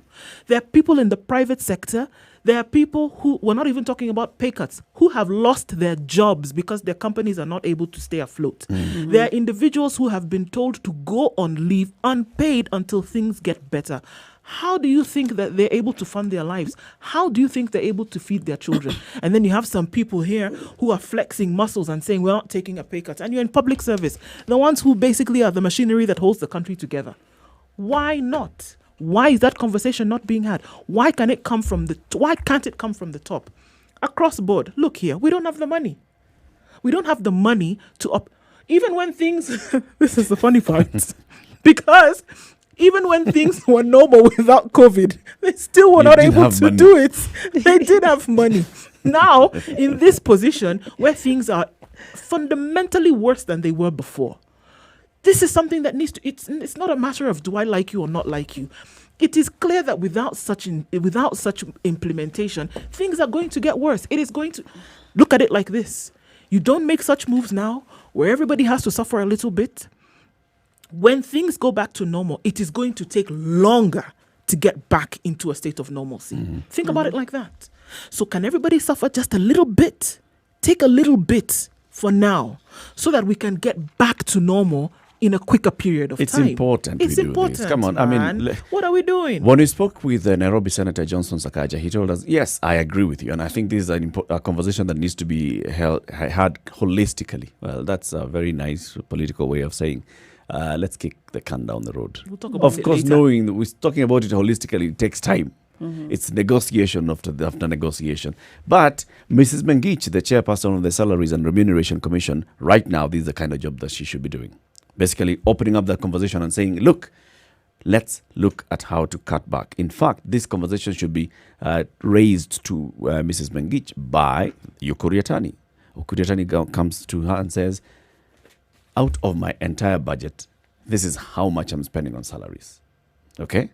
How can you harmonize this and help me reduce this wage bill so that I don't have to pay this much, so that I can raise money and finance operations of government? And then let's have that conversation. Cut across board. Is it the wage bill, or that now we are in dire straits across sectors? We are. Because if it's a matter of, because remember, even before COVID, the university staff had been on strikes, threatening strikes. You know what unions are supposed to do to raise salaries. So is it about the wage bill in its entirety, or is it that now we are doing badly across sectors? Everyone just tighten your belt a bit more until we get out of the woods. Both. Are you saying the university staff wage bill is denting? Both. Denting the budget? No. So the story of university staff. So what is happening to university staff is that they haven't received their salaries. And the universities are asking them, can we just pay you at least 60% of what we are paying you? Like less 30%. So this is the money that we have. So we can distribute it and by taking all of you guys taking a pay cut. And like now, what the Egerton University Vice Chancellor Rose Mwanya was saying, we are not able to generate enough funds. If universities were in session, if people are paying university fees, they would be having money coming in, and also they'd be financing a lot of the operations, food and everything else. Now, universities are closed. So the only major bill that you have as a university, apart from the simple maintenance, the small maintenance, is paying the human resource. But you're still not able to raise that because money that should be coming in from the National Treasury is not coming from the National Treasury. Now we are moving also backwards and wondering, why is the National Treasury not able to send this money? Because clearly National Treasury does not have the money.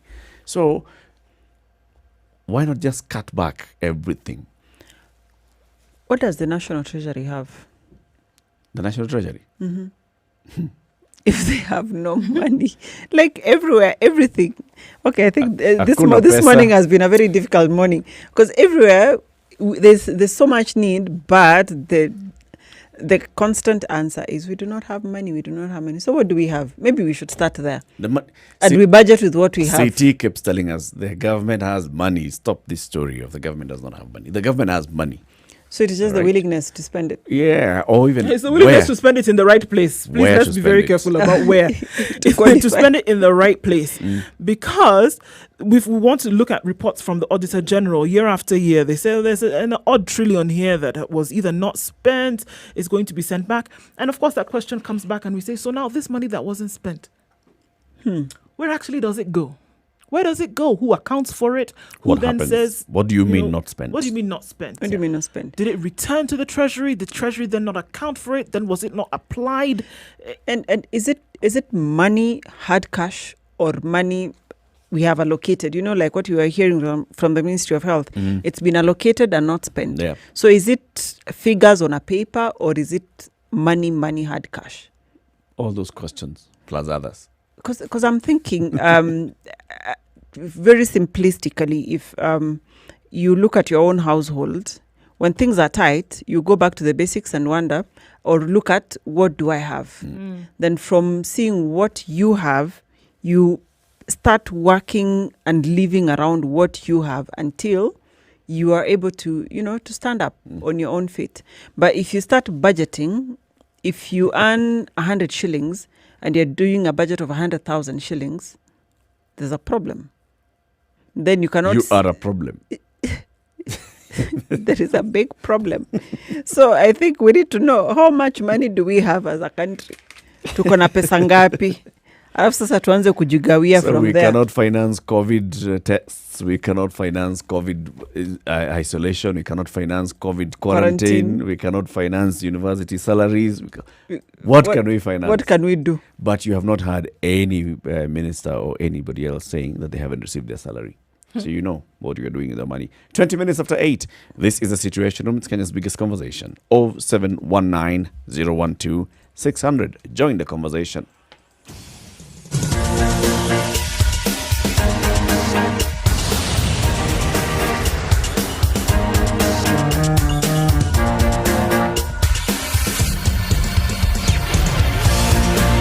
It's 18 degrees and mostly cloudy in Nairobi. We'll see some rain showers coming in early. Highs of 26 and lows of 16. In Nyeri this morning at 18 degrees as well. Highs of 25 and lows of 15. Showers expected later on in the afternoon. And in Nakuru at 16 degrees, partly cloudy conditions, highs of 26 and lows of 13. It'll be mostly dry for today. And in Eldoret this morning at 16 degrees, partly cloudy conditions with highs of 23 and lows of 12. Kisumu will be wet this afternoon, but partly cloudy this morning at 22. Malindi at 27 degrees, highs of 30 and lows of 26 with partly cloudy conditions through and through. Mostly cloudy conditions in Mombasa at 27 degrees. We'll see highs of 32. And in Kampala at 23 degrees, it's cloudy. It's going to be that way through most parts of the day with highs of 26 and lows of 20. Taking a peek then into Dar es Salaam. It's mostly sunny this morning and a warm day at 26 degrees. It's going to cool down though with rains in the afternoon with highs of 30 and lows of 24. Taking a look then into Johannesburg. It's mostly sunny at 8 degrees and it's going to last that way throughout the day with highs of 19. And it's going to cool down to 6 at the low. All right, taking a look at Lagos, 27 degrees. Lasgidi will be hot this afternoon, highs of 33 and lows of 26, and partly cloudy conditions. All right, take a look into New York, where the sun is peeking out now. Well, actually, no, that's a lie. It's still night time, 1 a.m., 12 degrees, however, but when it does happen, it'll be sunny all through, highs of 18 and lows of 12. Paris at 6 degrees, sunny this morning at around 7 o'clock, and it's likely to go through that way, highs of 16 and lows of 6. And finally, in London at 4 degrees, it's clear skies, and that'll be the situation through the day with highs of 14 and lows of 4.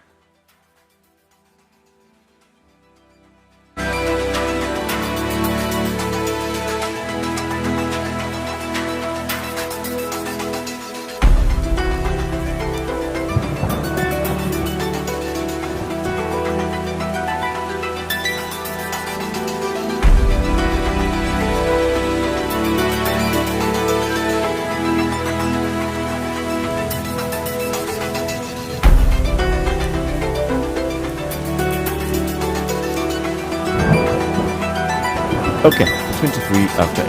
The situation. We were talking about pay cuts for public servants, and this is a conversation that I think we've been trying to get Mary Mengich, the chairperson of the Salaries and Remuneration Commission, because this is a conversation that we must raise with the government and ask. So, what are you going forward? What are we going to do? Tomorrow, we expect to have a conversation with the Cabinet Secretary for the National Treasury, Ambassador Ukur Yatani. One of the questions that we're going to be asking him is, so why are you not sending money to university? So how much, that question that you asked. What do we have? What do we have in the Pesa yetu ni ngapi? Ile pesa tuko nayo ni ngapi? Tutagawa hiyo yenye tuko nayo aje? And of course, now there are very many measures that the government is coming up with in the new proposed taxation for next year, right? Mm-hmm. If you're a company and you've been posting losses and therefore you have not been paying income tax because, you have had losses, now you're also going to be paying a tax based on your revenues. Mm-hmm. So this number of saying that you only pay because the KRA is arguing, so many companies are registered in a year, and yet so few of them end up paying tax, claiming that they have all had loss-making business a previous year. So no. We are going to widen that tax base. We are going to not net them by saying pay based on your revenues. That's going to be a dicey one. Yeah. It's going to be a tough one because you're thinking, is government trying to help manage and grow small businesses, or is government trying to stifle, and kill any emerging new business? I think the answer I would want to get is there an alternative way for government to make money apart from taxing us dry?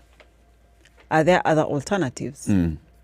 Is Like there another? I Can don't government know. become a business entity? Or what? I don't know. I always believe that there are always two ways to everything.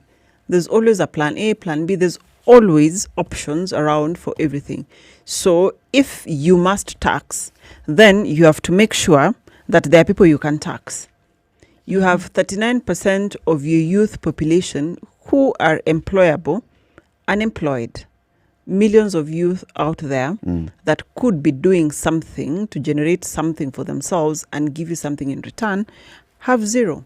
So if your only solution is to tax Kenyans or to get money from Kenyans, then make sure you have some people who will give you, who you can tax.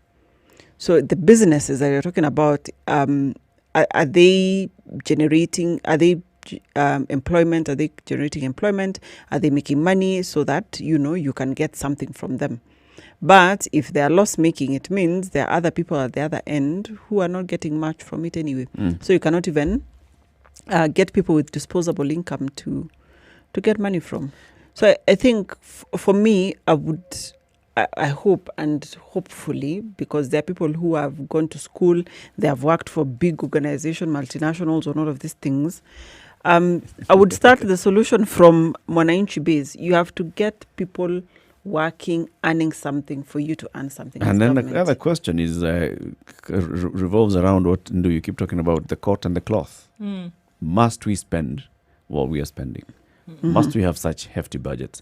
Who else that raised that question the other day? I mean, must we have a 3 trillion shilling budget? No, so it's absolutely unnecessary. Why are we having 2.7 trillion shillings budget, right? Why must we? Why? Where the majority of it goes towards overheads. And where you're looking at borrowing so much of that, is such a huge deficit. Imagine a budget. Just think about it like this. Imagine a budget that is so heavy on overheads. So heavy on overheads to the point whereby you have to borrow for development. It just does not make sense anywhere. It doesn't make sense. Whereby it would be easier for you to say, you know what, and this has been suggested in many, and I actually think that initially I was like, oh, well, you know what, that means a huge percentage of the task force that then is embedded in government, those who get their livelihoods because of the fact that they work for government, then would suffer if you actually then begin to shave off. But I see that what this does is that what you do is that once you reduce the numbers that you have that are serving as government, because look, we would go into many ministries, and if you actually sat and did a resource audit, you'll find that very many of the people who work in government, for example, who continue, unfortunately, to place a burden on what needs to be paid out by Treasury, actually have so many people who double up on the same jobs, or people who have sat in one position for 20 years, and if you ask the impact of what it is that they've been doing in budget, you would be hard-pressed to find an answer. So what you would do is that you reduce the numbers of people that you have serving in government, and you apply a lot of the funding and the resources into development. Look at the countries who, for example, have secured economic development. They went through a period where they had to put their heads down and people didn't really earn that much. But what were you able to do as a result of that? You have wage bills, for example, that are quite low, very, very low. But then what you do is that you have capital injection into economic development, into the development of the country, and then you immediately do what you were pointing a finger at, Mercy, is that you automatically widen the opportunities for tax to come from people then who are able to work in different sectors. Because of the fact that you ensure that you inject more attention and finances into development, you automatically create spaces for your people to work. And then you're not going to have a problem where you're looking for taxes. Right? You don't have a problem because you widen the base and you have more people contributing to this national kitty. It makes absolutely zero sense that most of the money for development you're getting from outside, and then you have to spend any profits that you get paying those facilities. It doesn't make sense. The most successful countries don't go that way. Don't go that way. And if we continue going down this cycle, this rabbit hole is not ending. We just keep going deeper and deeper. Yeah, and then not just the wage bill. I look at government spending, where almost all government buildings, offices have a boardroom, but meetings happen in hotels. Lunch this for stakeholders, that breakfast meeting for stakeholders, that and that. Then you have tea and mandazi at 10 o'clock, at 4 p.m. All visitors coming in, there's tea and mandazi. There are always flowers. Okay, I love flowers, they're beautiful. But almost all government we are a offices hospitable people. It's got to be reflected in our government. But I'm just looking at it from this point. If I come to your place, no. Mercy, you'll serve me tea, will you not? That is my place. Yeah. But this is an office. An office, you just come and transact your business, not take tea and mandazi and bit stories about something. This and at a point where you hardly have anything, is spending on hospitality your priority? Because this is an office. I mean, if you're going to a government office, you're looking at processing something. You don't want to go and stay there for 10, 15 minutes. Because these are some of the things now that just cause unnecessary spending. Because if you have 10, 15 people waiting and everyone is getting served tea, it means the officer is... Just put a water dispenser. People drink water. Look at a beautiful bouquet of flowers. No, let people put a water dispenser, let people drink water and go. We can allow water dispenser because somebody may need to take their medicine or whatever it is. Put a water dispenser. But tea and mandazi out.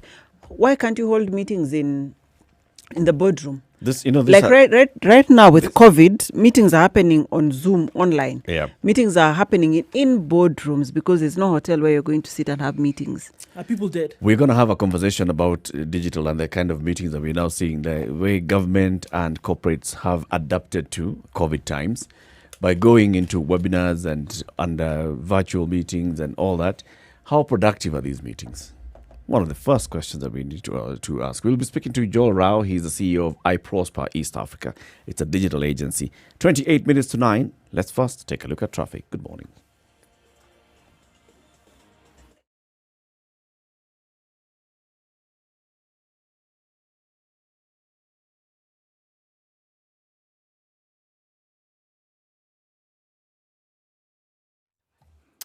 All right.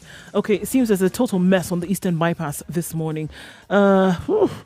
In and out, outbound, chaos at the 75, that's the Eastern Bypass. Utawala, a big mess, a problem at the military roundabout, and traffic is bumper to bumper and then some. We don't know exactly what the problem is, but we know that there is one. So if you don't need to use the Eastern Bypass, please don't. Use another option to get where it is you're going. All right. The Thika Superhighway between Garden City and Kenyatta University. We have a jogger this morning who had a bit of a problem there with a vehicle, so you want to be careful. We know it's a workout area now because there's less traffic, but you want to be very, very careful. There's a little bit of a bumper to bumper situation then approaching the Pangani underpass, but it is not too bad. All right, right around Adams Arcade on Gong Road, a bit of a nightmare as well. Sellers using the pavement, part of that road has been fixed, so you want to be careful when there, and we'll see if those guys can be moved so that the road can be used for what it was meant for. Spice of MKE, see something out of the ordinary? Let us know. We want to keep it moving this Thursday morning.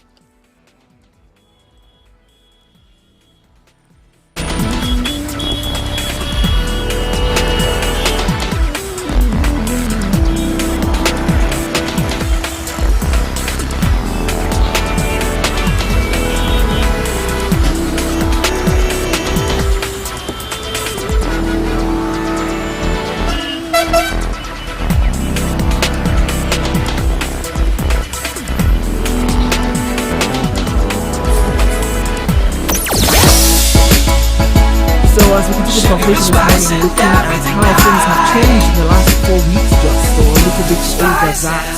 And asking Spice up your life. It seems that business has changed. We're asking some questions this morning to Abscess Digital MD Joel Rao, who's joining us via phone on the studio. Good morning, Joel. Good morning. How are you? Very well, thank you. We're in the studio this morning with Eric Latif and Dr. Mercy Correa. My name is Ndu. Nice to meet you all in this time of COVID. It's a pleasure. Good morning. Spoken like a digital person. Right. Nice to meet you, Joel.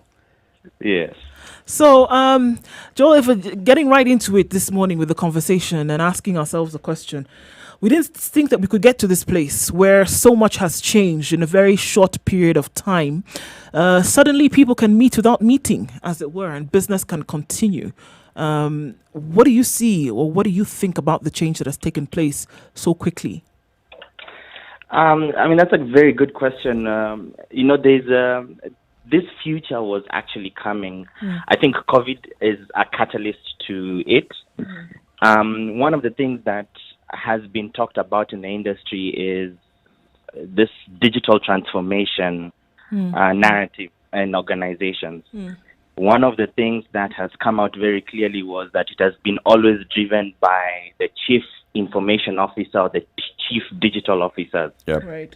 But the ongoing joke in the industry right now is that COVID has done quite a lot more as a result of this to catalyze this transformation. It's an ongoing joke, but yeah, this was bound to happen as far as transformation is concerned. I think COVID is what has just pushed it, accelerated it in that way. Yeah. Is it working? Or are we seeing that post-COVID things are going to go back to factory settings? It is working. I'll start off with people actually having meetings online, people doing webinars and so on and so forth. It is working. It's a new reality that we have been in, experiencing it for the first time with a lot of Kenyan organizations. Doing Zoom meetings, doing Microsoft Teams meetings. It has been something that has been happening, but now it's more prevalent because of the social distancing regulations. One thing that we see is the element of productivity amongst, employees. In some industries, they have experienced an increase, especially on the consultancy side. The creative side of things, it's a bit hard coordinating teams, but it's working. It's a new reality, and there's always going to be a learning curve, and it's not all doom and gloom. One thing I always say is that when change happens, there's always going to be a form of dip and then a rise, in terms of productivity when it comes to staff.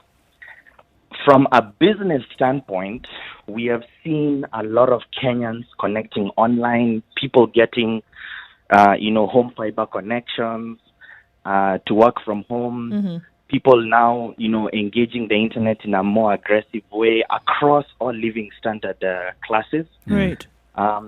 One thing that we have seen is just that connectivity, curve going up.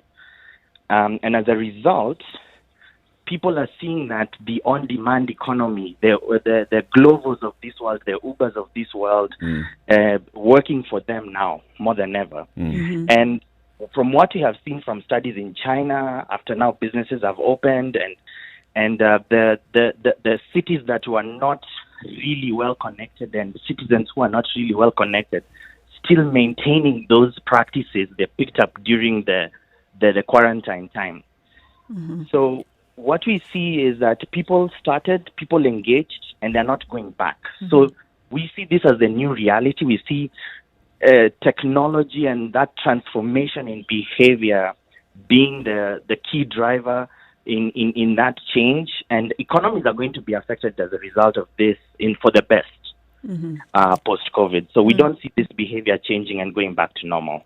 Right. Joe, because of that, do you think then it's time to have legislation put in place? Because we still have some very old school thinking and ways of doing things, like in some government agencies, government organizations, you have to have a physical meeting where somebody signs in, this bureaucratic ways of doing things. Do you think then it's time to look at legislation that puts or makes it legal by all means to continue having e-meetings, transacting businesses online? Yes, I do believe for the best for the best intentions of the citizens of Kenya, I think it's important for government to look at this. One thing that we have seen that has been undertaken by the government also is some of the bills that have been introduced on the floor in Parliament, looking at the effect of this digitally led lifestyle that Kenyans are going to be leading forward. How much can these providers, Facebook, Google, go as far as sharing their data for advertising purposes and so on and so forth.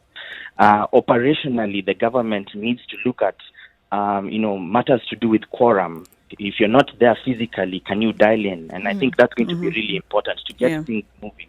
Yeah. Do you think that organizations, companies, corporates would be accepting of the fact? Because look, it has been a way of life that you're only working when you're visible. Is it something that would be accepted in the near future, that it's possible to get work done without being seen in the office, for example?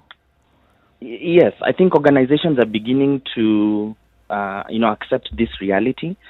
In fact, you've just triggered a thought in my mind. There was a startup that came up in the global scene called Time is Limited. Like literally, Time is Ltd. And that's the name of the company.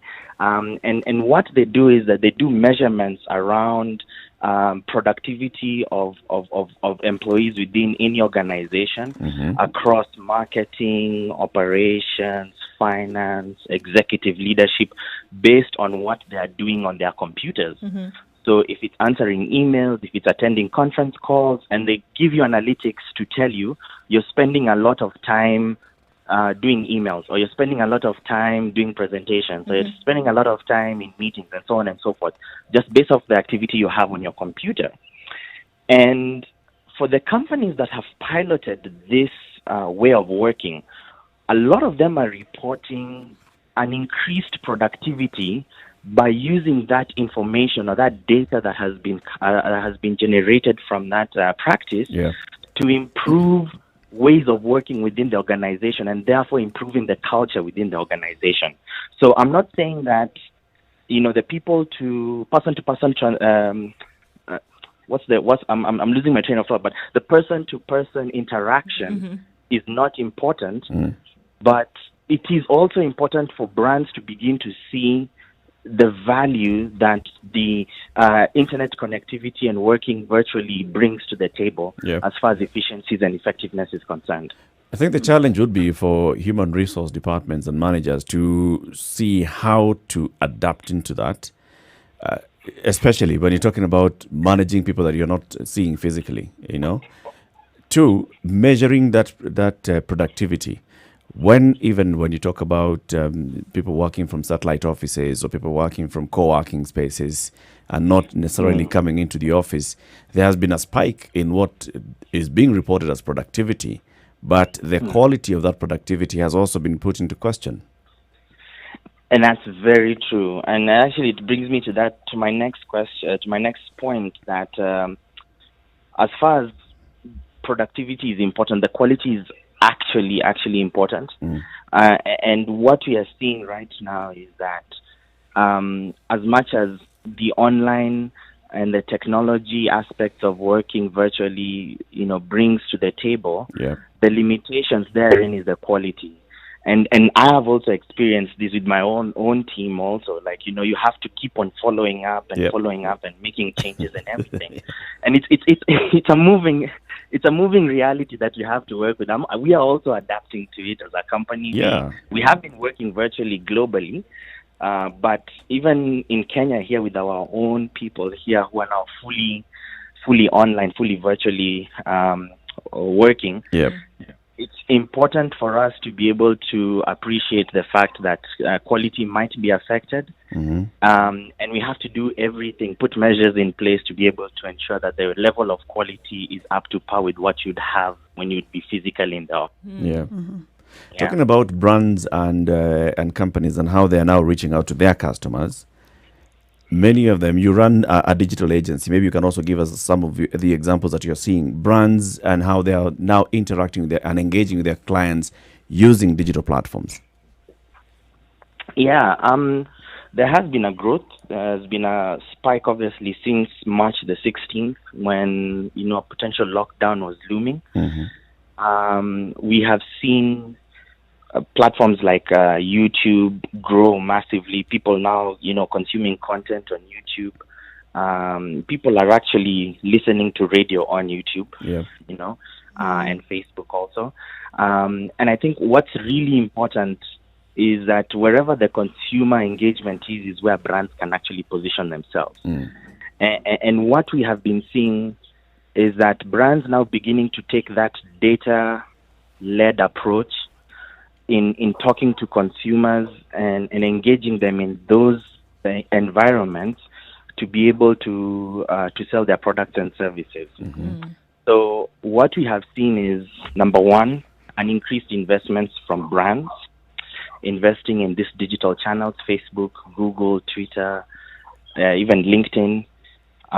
We've also seen an increase. By investing, what do you mean? You mean advertising? By spending money, more? advertising money. Yes, exactly. And then we've also seen an increase in these local publications online, getting an increased number of people visiting the sites to read content. And therein lies the opportunity for brands to be able to position themselves and advertise and look at other forms of doing it. Not just the banners that we see on websites or sponsored videos that you're quick to jump or to skip rather. I think it's more than that. It's content that positions the brand in the consumer's mindset to have them consider their services or products for that matter. But also that's coming from brand to the consumer. I'm talking about even where consumer seeks to use the services of a certain organization and using digital platforms to access those services. Yes, that's true. We've seen a shift in customer service, consumers going to brand directly, and then also brand talking to consumers. It has traditionally been on Twitter, on Facebook, but we've also seen the rise of chatbots, for example, that actually offer these services. And so we've seen actually in Kenya alone, about 24% rise in usage of these chatbots. Over what period? Over a 1 month period. This is March to April. And it's quite interesting to see how this has actually changed the way consumers look at brands. It's all about convenience. As a consumer, I want my issue sorted out now at this very moment, and I need an answer now. So you find that when the machine aspect of it through the chatbots come to play, it's much faster, but obviously with human intervention at the back of it. So that's one aspect. The other aspect we have seen is that consumers now going and engaging businesses in an e-commerce environment, where products and services have traditionally been pushed from the store shelf. And now suddenly, because of, social distancing and, you go to the supermarket and you find queues and you just want it done conveniently to your home, you end up going to some of these e-commerce platforms that are existing in the country to actually do your shopping. And we're seeing a lot of the essential services, your sanitizers, your soap, your unga, your flour, and oil also, being bought online. Even gas now is being delivered online. I know we always have our guy who does these things for us. And I know every Kenyan out there has a guy. But the internet is proving to be the other guy also, And it's quite interesting to see these changes happening. Very exciting times. Oftentimes, we look at other countries in the world, Joe, and a lot of what would be present-day successes are birthed out of a difficult position like what we currently find ourselves in. And I think it presents a unique opportunity for businesses here to use the digital space and what it's providing at this time in terms of capacity and in terms of willingness to make sure that we're running, or that businesses now run a tight ship in terms of efficiency. Is it possible without now having to deal with, all right, we didn't have enough staff, we got late today because this, that, the other thing, is there a unique opportunity that is being presented now to actually come out tops than when it comes to things like marketing digitally, sales digitally, making sure that things are happening seamlessly with efficiency? Yes, indeed, there is an opportunity. Actually, your statement actually provokes a proverb in my mind. Necessity is the mother of all invention. Right. So, and when I think about this situation that we're living in and the opportunity that digital transformation brings to the table for a lot of organizations, we begin to see people thinking differently, people thinking out of the box on how to actually run the operations, how to actually make things relevant to the people who are there. To the point whereby, businesses are now considering setting up online marketplaces. Yeah. In the past, you had your fashion shop, clothing shop having shops on Instagram and Facebook, and now they're thinking, maybe I should actually join a marketplace like Jumia or whatever out there to sell my wares. And this is an increased proposition. Actually, this morning, Jumia announced a revision in their profits. Right, so they whatever they had forecasted is now improved by 6% over the last quarter alone. It goes to show you that people are actually thinking different, in this space, and organizations also are looking at digitizing their operations. Signing up for Zoom or Zoom services or Microsoft Teams services. Is becoming a new norm. And, I've had countless meetings online. With customers. There's a joke going around, there's going to be a new form of death by webinar. Yes. Webinar this, webinar that. Not another Zoom. Yes, exactly.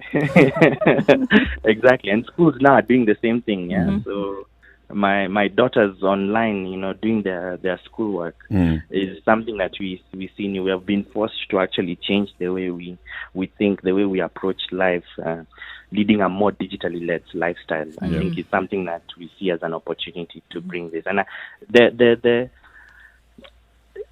the opportunity is there. The outcomes are massive. It's so hard to point a finger to where this is actually going to lead, post-COVID. What we know for sure is that change in behavior is not going to go back. So you'll see a lot more startups coming up, to help people, get on-demand services in place. It's not just going to be your taxi. It's not just going to be your shopping delivery. I mean, very soon you'll be able to get your mama mboga to deliver for you your mboga for you, through the motorbike guy, or to get the lady who washes your clothes, through an online platform. It's going to be the new normal. So, and it's changing times. Yeah. John, looking at some industries, hotel business, tourism, some of these are more personal, person-to-person interaction. And in this new normal, new age, how can they, adapt, align themselves? I don't know what is in it for them to make sure that they still survive. There's all this about physical distancing and whatnot, but how do they survive in this new normal and adopt some digital presence or something? That's a very interesting question, and I think the travel and tourism space has borne the brunt of this COVID reality that we're living in.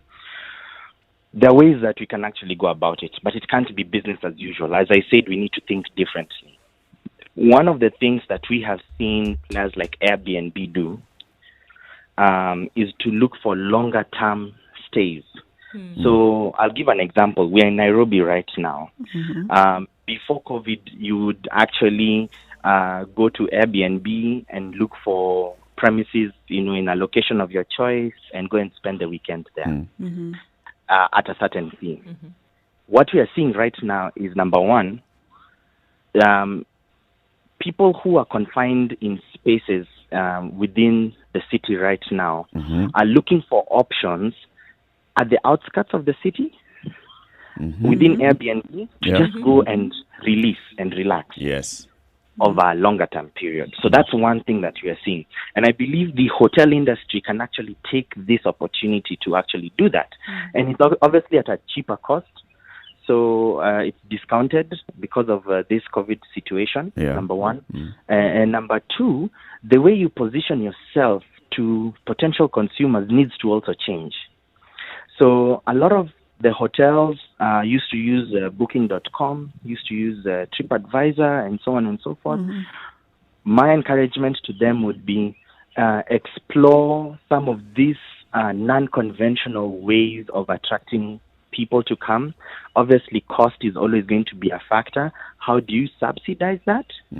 And then have this environment created for them. So if I was to look at a business hotel in Nairobi, how then can you entice people to come and have a 3-day stay and create a working environment, online working environment for them within the hotel? I'll give an example of myself.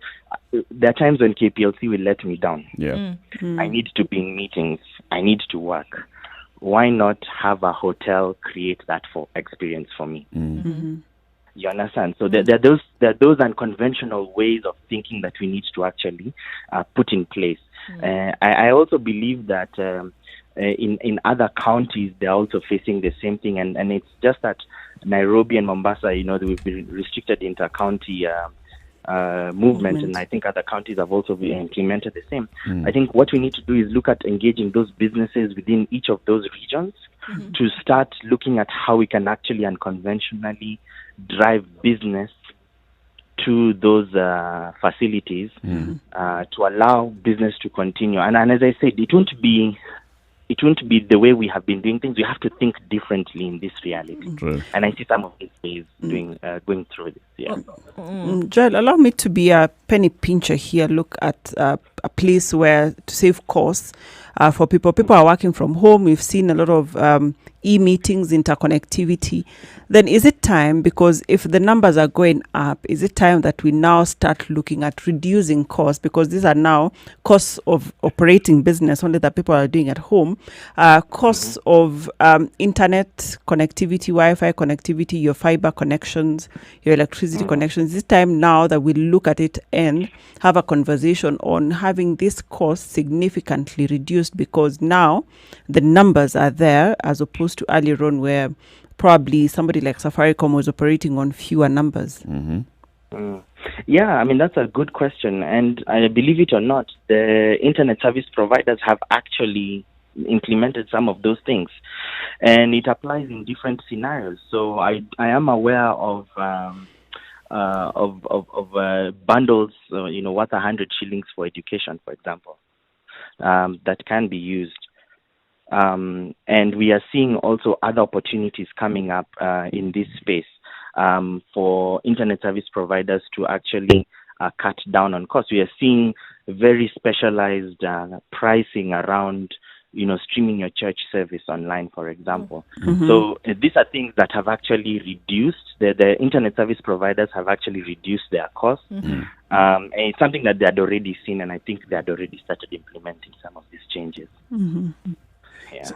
Joel, thank you very much for speaking to us this morning. Joel Rao is the CEO of iProsper East Africa. Just as we let you go, just tell us about iProsper. What kind of organization is this?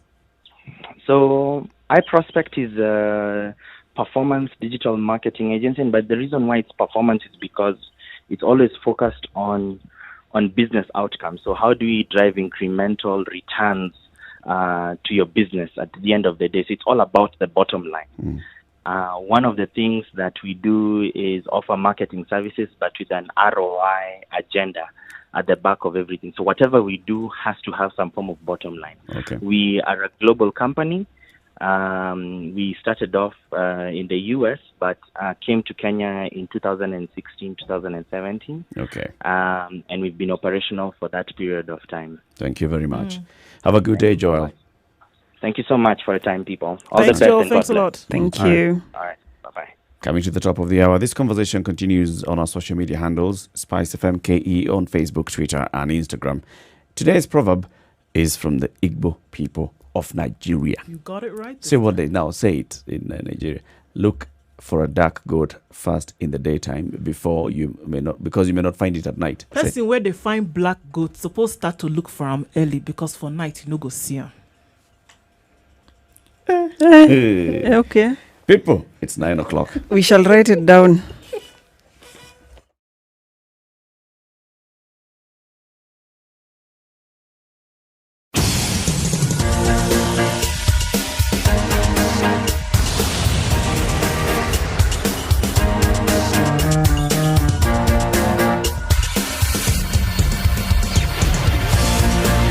Just for mercy, Korea. Thika Road don't mess finish. Be like say wahala day for Thika Road today. Heavy traffic higher. Mombasa Road also looks terrible, unfortunately. Wahala day, seriously. Motor no they move for Mombasa Road from Syokimau, then talks in a railway station, all the way down towards Cabanas. You know they move. Wahala day Thika Road. Wahala day Mombasa Road. Una for stay for house sleep now. I don't know what they do for road. Spice FMKE on Twitter. In case you see anything else, make you tell us. Una for sleep. Why are you so happy, Mercy? I'm so fascinated. Like, who invented pidgin? You go to West Africa and you get lost. And people are having conversation. All na English.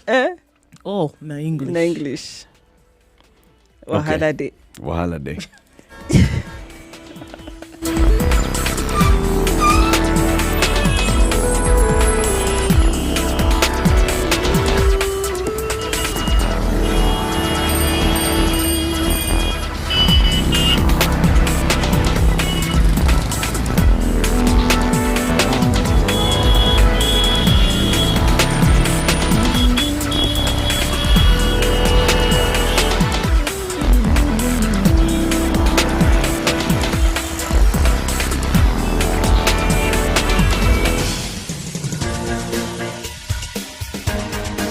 This is The Situation Room, the home of hard-hitting political commentary and penetrating insights about the state of the nation. This is a talk radio experience like no other. The Situation Room, a place for hard truths, debates, and elevated conversations. The Situation Room, witty, political, engaging, deep, controversial. In the room, we have C.T. Muga, right. researcher, Wahala day. academic, seasoned political observer, Wahala day. a fountain of You wisdom in these... for sleep.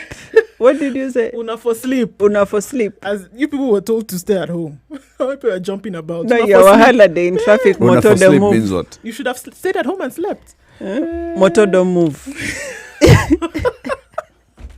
Mercy is going to be on this case the whole day. Motor don't move.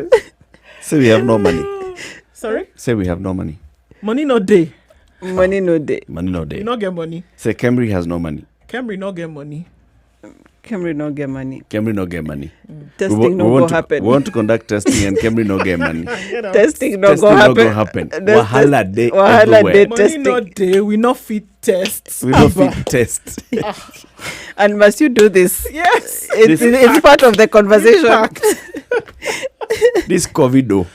This Telling COVID, you. you have to put the hands. Very serious. You know, as part of the conversation. We are very animated, you know, as Nigerians. True. Mm-hmm. So you were telling us about a story that appeared in newspapers yesterday. A story that was coming out yesterday about why we have not increased significantly a number of testing and our testing numbers.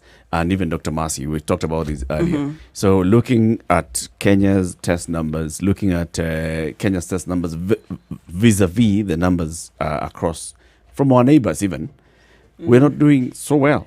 Of course. In terms of our numbers. But the government is saying, look, we have a number of challenges. And the challenges include getting the test kits, so the test kits come. But the test kits are donated, but you need reagents. Mm-hmm. Now, those reagents, getting the reagents is another issue altogether, the procurement and the sourcing for those reagents.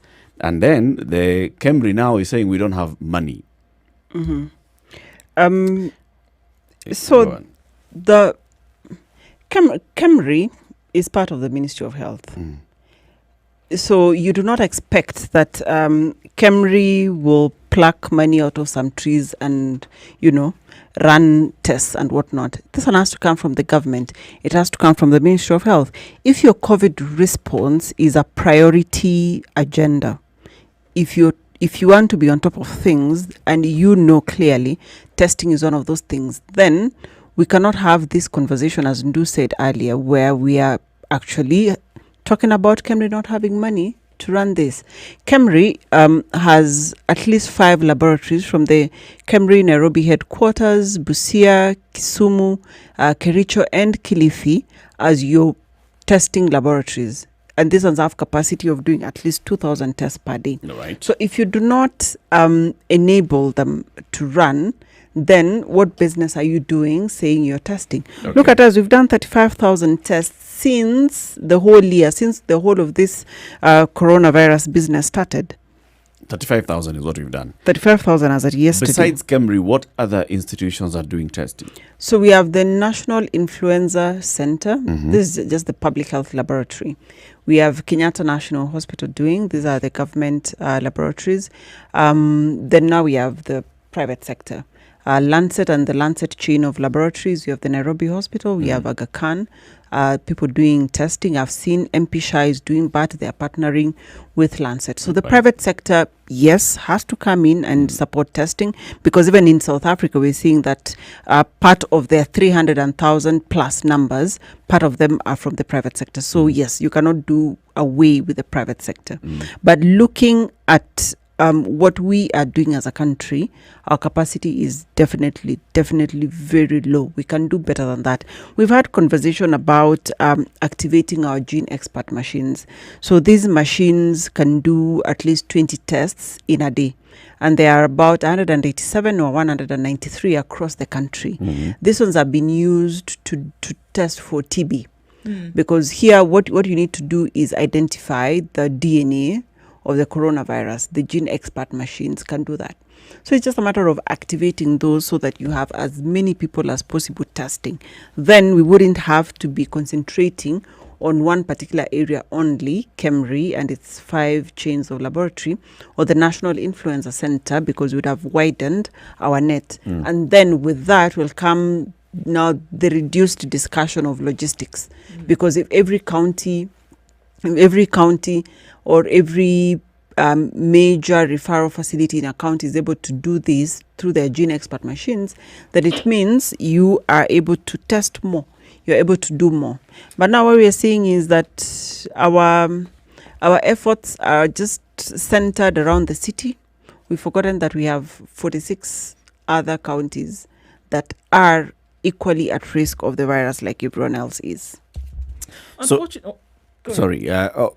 so we in the public sector, KEMRI has the largest capacity, followed by, I think, the National Influenza Center, right? Yeah. And then KNH. And those are in the same place. Those are all in the same place, except 4 KEMRI laboratories that are now outside the city. Yeah. So when the issue of when we focus all our attention and looking at all the time saying KEMRI has no money, KEMRI does not have the capacity, or KEMRI has not been facilitated, are we hearing the same conversation coming out of the National Influenza Center and the KNH?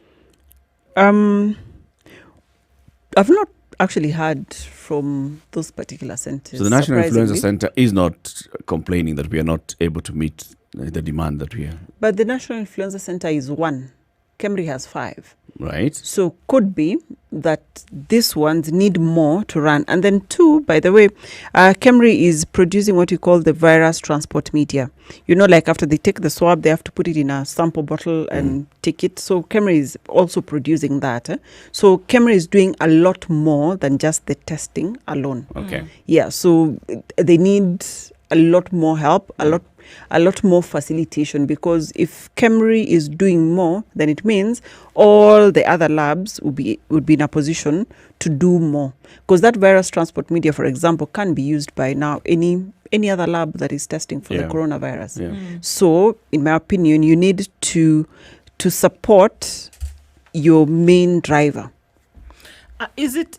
I read that story, and now having this conversation, is it more than money though, or is there a dash of other thing that is involved in this? Because for me, if we want to reduce it to saying that KEMRI is not able to carry out the proposed 13,000 tests per day that it has the capacity to do, what it does for me is that it dilutes the gravitas that is KEMRI.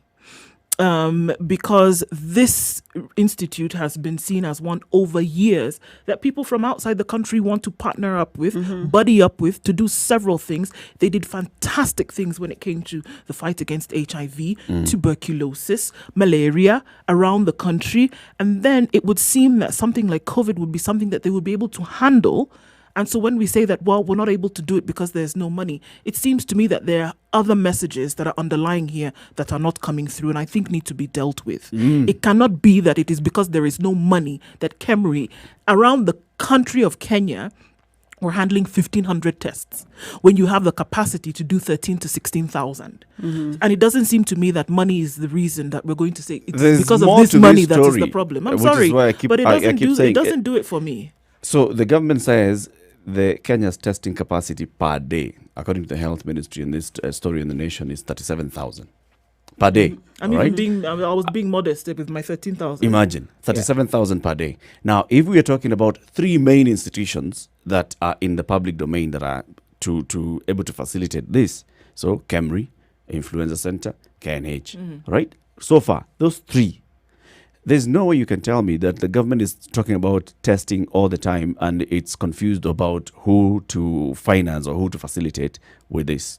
When you're talking about receiving test kits from various donor organizations, right? And we're even getting money to facilitate this, getting test kits from the Clinton Foundation, from Jack Ma Foundation. There's only three places that these test kits are going to. There's only three places that we are asking our questions. So why the question, why the whole story around, we don't have money, we are not able to because we don't have money, you guys are not able to because you don't have money. I'm reading like there's, the KEMRI could actually be raising a point that we have not been given adequate money to be able to do this job as we had said we would be able to do. Okay? And then the question would be why? But I'd start with how much is it that you require and how much have you received? What is this shortfall? And then we start asking, so why do we have a shortfall? Is it because we don't have money? Is it because we are taking long to allocate money, or do we need to reallocate money from other budgets? Where is the problem? Because there is a problem here, and it should not be that. Because what are we looking now in terms of the numbers, Dr. Mercy, that have been tested around the country? 35,000 people have been tested. That's one 35,000 tests. Tests that have 35,000 tests. Remember when you tested carried the out. first time, that is one test. Yeah. When you tested to be confirmed negative, that is there another are two test. tests. So it's possible that these are double ups. At least three. Yeah. These So are double at least ups. three tests. Three tests Three even per tests per individual. Per every person who has been confirmed. No. I mean, no. It can't be that is. It can't be that is the case, because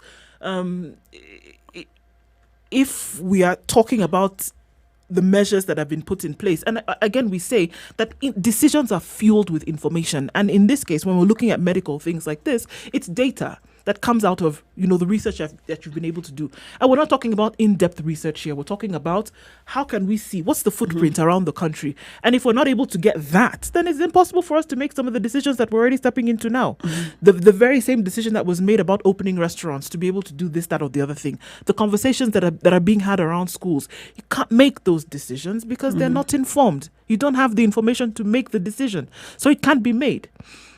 And like I said, I refuse to dilute the power that this institution has to be able to carry out those tests with money. To say that there's not enough, we don't have enough, we've not been funded, so we can't do the job. I'm sorry. There's got to be something else. Somebody's unwilling to allocate money to this institution.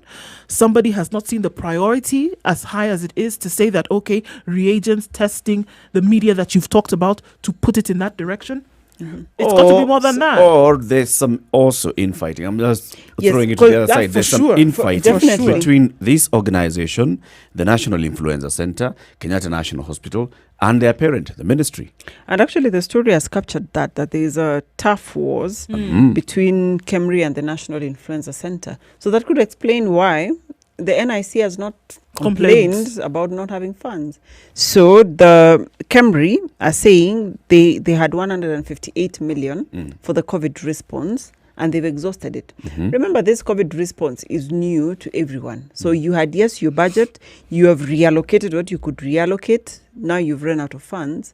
Really, the monies from the Harambe that is being done, from now we have an IMF loan, we have a World Bank loan.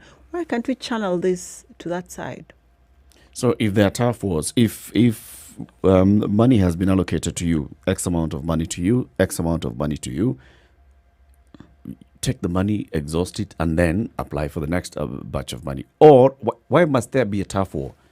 Tough war means that I wanted more and I did not get what I wanted, and you got it.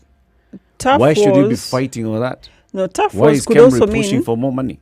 No, tough wars could also mean that person A feels like they want to be the person or the to-go-to person as opposed to person B. So you want to undermine person B as much as possible so that you are the one at the top. At the expense of people, at the expense of lives. As we've kept saying. Yeah. But it's never about you and I. So person B, if person B is also thinking that mostly only about the people, then person B is like, all right, you have the capacity, you've taken the money, it's fine. Before COVID came, I, as an institution, was focusing on very many other things. Let's just continue with our programs. Yeah, let's continue our job. Let's do what we were doing. Why do you have to fight? Why should you participate in a fight if your thinking is I serve the public? Even without COVID, you are still serving the public. When you're doing all the other medical research and everything else, when you're producing, you're serving the public. Just focus on what you are doing then. They're still carrying on tuberculosis treatments. Let them be given. Why do you want to fight to get into this one and fight and force yourself into it if you're not wanted? Because here you've been mandated by your boss to do testing. So as the boss, if you're the unit head at Camry and your big boss at the helm of the ministry are saying you have capacity test, it's your job to make sure things work. No. So when you have raised issue, I need 950 million, almost $1 billion shillings to make this work, then it's a job of your boss, the CS, to make sure that you get what you need. Because at the end of the day, Camry's success is the success of the Ministry of Health. So for me here, the buck stops with the big boss. The question also comes, when you come and say, I need 900 million shillings, and your sibling comes and says, I need 650 million shillings for the same job, right? Then you'll raise the question, are we giving 650 to the one who asked for 650? And have you given you 650 even after asking for 950? But you see, all this asking, you justify. You make a case for it. If, Eric, you have 2 labs, and you're asking for 700, and I have 5-6 labs, and I'm asking for 900.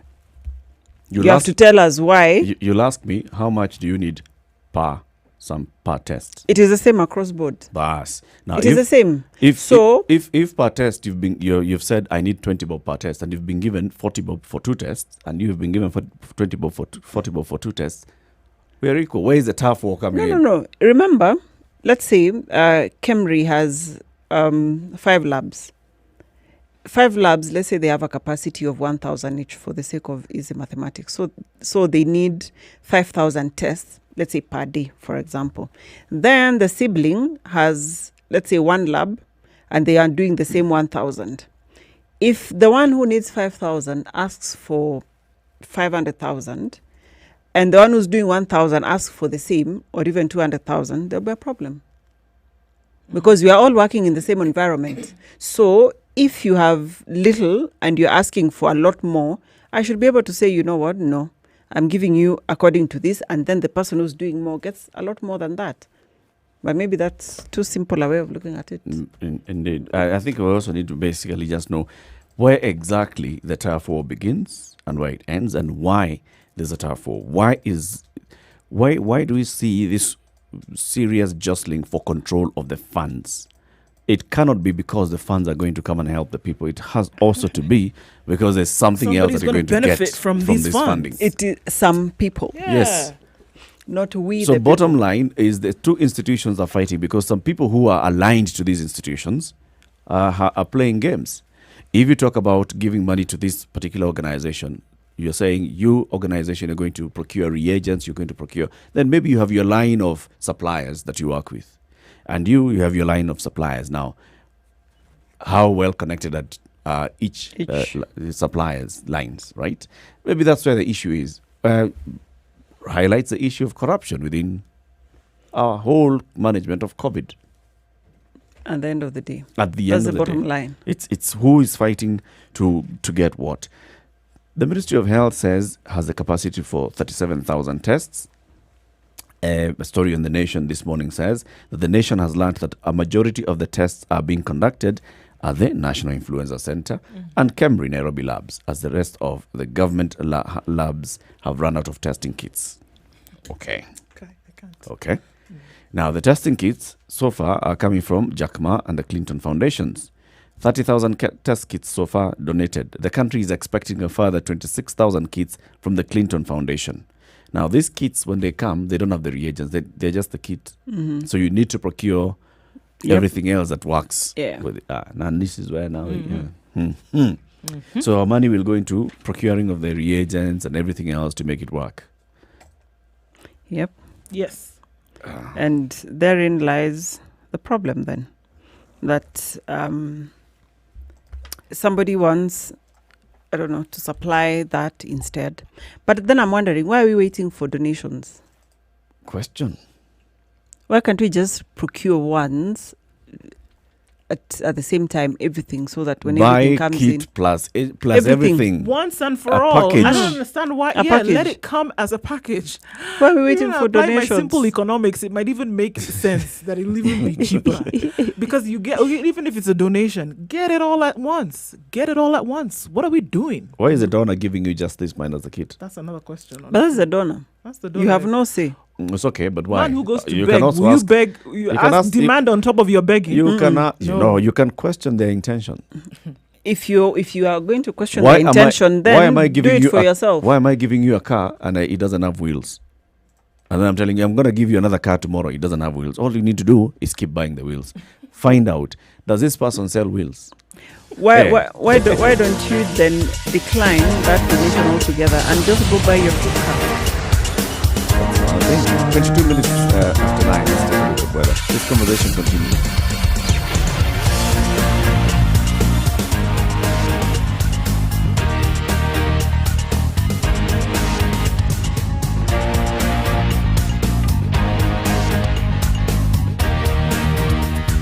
Cloudy conditions in Nairobi at 19 degrees. It might be a wet afternoon with highs of 26 and lows of 16. And in Nyeri this afternoon at 19 degrees, it's going to be rainy, highs of 25 and lows of 15. Nakuru town will be partly cloudy at 19 degrees, highs of 26 and lows of 13. Partly cloudy conditions to ensue through most of the day. Eldoret at 18 degrees will be mostly sunny. We'll see highs of 24 and lows of 12. Kisumu at 23 degrees, mostly sunny as well, but that'll change in the afternoon with highs of 28 and lows of 19. It's promising to be a showery afternoon. Malindi at 28 degrees will be partly cloudy, highs of 30 and lows of 26. Mombasa at 28 degrees, partly cloudy as well with highs of 30 and lows of 26. Kampala will be partly cloudy at 24 degrees. Throughout the day, highs of 26 and lows of 20. Dar es Salaam will be partly mostly sunny this morning. And cloud up in the afternoon to an evening of showers with highs of 30. Johannesburg at 9 degrees is foggy this morning. The sun came out and chose to disappear into partly cloudy conditions with highs of 19 and lows of 6. And finally for today in Lagos at 27 degrees, we'll see highs of 33 and lows of 26 with partly cloudy conditions through the day.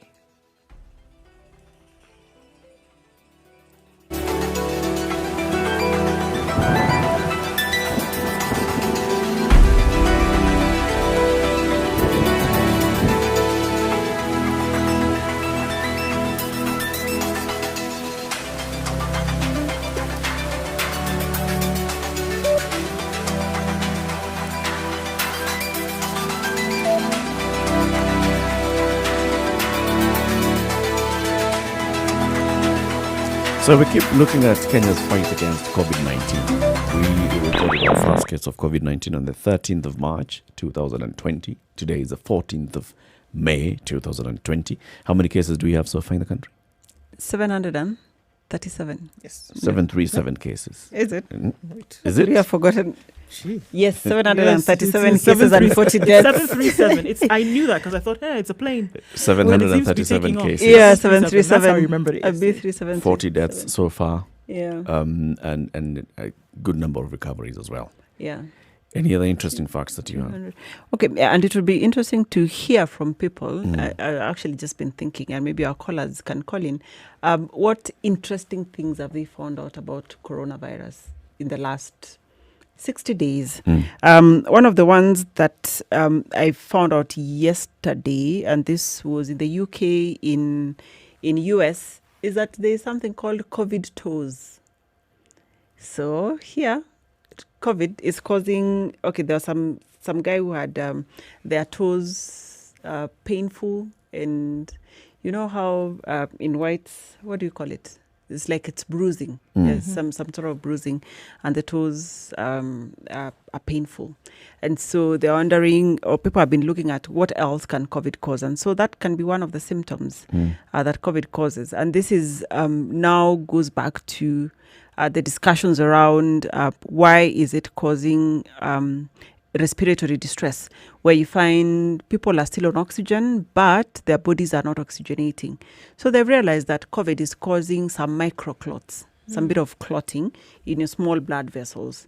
So when that clotting happens, now is where you get, like now at the extremities of your toes, that the blood vessels will clot, so blood cannot move to where it's supposed to go to at the farthest parts of your body, and so they start dying off. So the same thing happens in the lungs. You are shocked. Hold on. Sorry. So how does the toe look like? You said it's dying off, bruised. so your toe falls off? No. Okay, none has fallen off yet. People have just showed up with those symptoms. Remember? I can't. No. You said it starts dying off. When it dies off, it falls off. My God, this COVID is not nice. So, what happened? So it looks bruised. Yeah, it looks bruised. Like you stabbed your toe. Like, okay, I don't know if this has happened to any one of you. And this I think it's usually the stands of the tables. Yep. When you hit it. An edge of the bed. At the edge of the bed, yes. Or you close a door, the car door most of the times, and yeah, something like that. So that's how the toe looks like. Yeah, so it gets bruised a bit like that. So, but the ones I saw was not really that bad. So this is because the microclots. So they've seen that COVID causes clotting. And actually one of the tests when they are doing for somebody who's severely ill or critically ill, one of the tests they do is what they call D-dimers. So D-dimers, when they are high, it means you have a blood clot somewhere in your body, and they've realized that people with COVID, severe illness, have a high number of D-dimers. That indicator is high. So what now happens, how it causes respiratory distress is that now your small blood vessels in your heart, in your lungs. Get clots. So it means if a blood vessel clots, it blocks.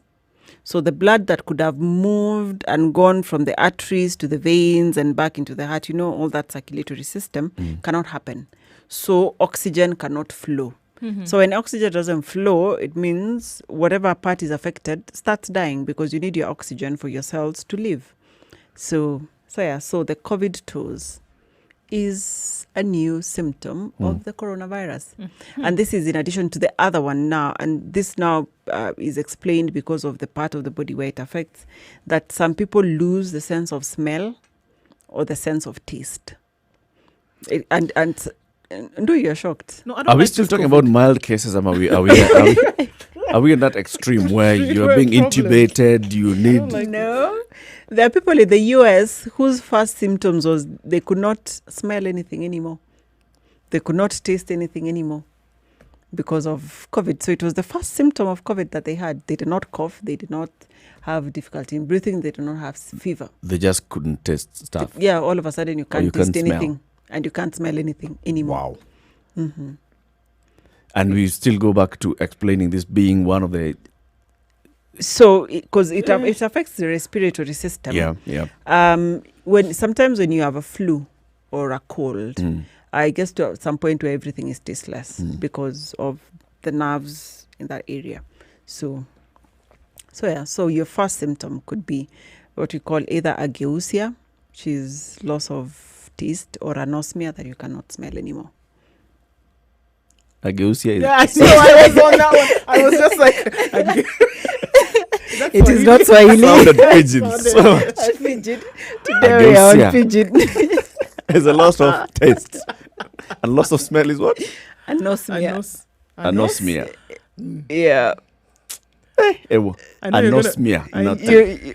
I no smell. Anosmia. smell. Nothing. smell. No smell. No taste. Telling you. Yeah. Everything is Universal all language. pigeon. There you go. So these are some of the things that are coming up from COVID, because people are still looking left, right, and center to see what's happening. And so let's open up the phone line. So if you've got any question or comment on COVID-19, ask Dr. Marcy, 0719-012-600. And also, the good doctor here wants to know your experience and what you've learned about COVID-19 so far. Also, some of those myths that are being spread around the country. Let's hear them. Maybe somebody says that COVID made somebody lose their eyebrows from the left eye. Eric. Like Maybe. this guy. Now that there's anosmia. And a gusnos. Could also be eyebrow smear. It's 9:30. 0719-012-600. Good morning.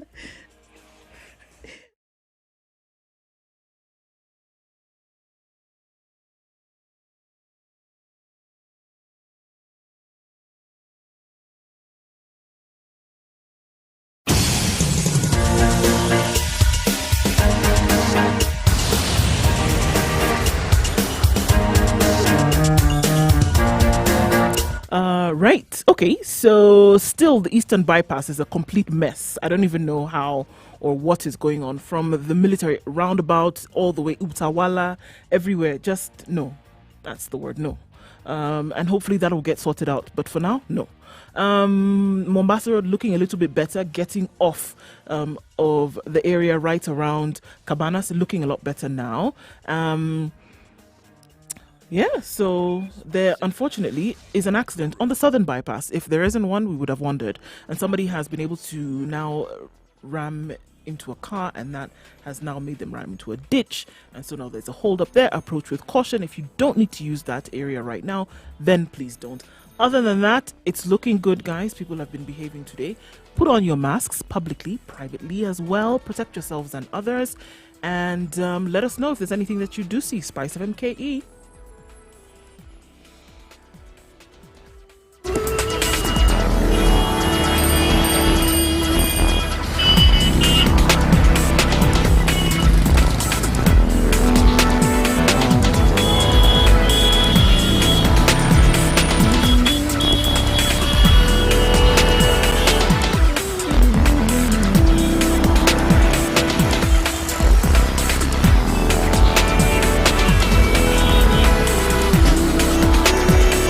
Learning a lot this morning. What's happening around COVID-19. Spice up your life. In anosmia. I no smell. No smell. I And no smell. so suddenly you basically... Mature, intelligent talk every morning. Spice up yourself. Definitely. Even without COVID, right? Yeah. Oh, definitely. If one day you could smell Mornings done right. 94.4 Spice FM, Nairobi. no, right now with everyone masking, it's difficult to smell bad breath. But And shoes- keeping distance. yeah, it's difficult. But yeah, smelly socks and things like that. If you could tell, and then all of a sudden everything seems very nice and peaceful, there's a problem. There's something. What would cause that? Okay, Ordinarily. so because you see your smell, you're making me go into medical jargon. Anyway, No. but Yeah, definitely, it's okay. We're going to learn. no. So throw in another one. No, like Wow, everything in the body you depend on your nerves, Yeah, right? yeah. Even your voice and your taste and everything, there are nerves that actually detect that now this is happening. So if anything along that chain affects the nerves all the way to the nerve center, the brain, where it's supposed to record, then there'll be a problem. So anything affecting that whole chain, it could be an infection, it could be trauma, damage to it. So anything along that chain, then you would get those symptoms. So normally when you now get a symptom like that, now you just trace it back and see where the problem could be. Okay. Yeah, so the infection ones now, like the COVID infection, those are temporary because it means once you get over the infection, you'll get your taste of smell and your taste of, taste back, your sense of smell and sense of taste back.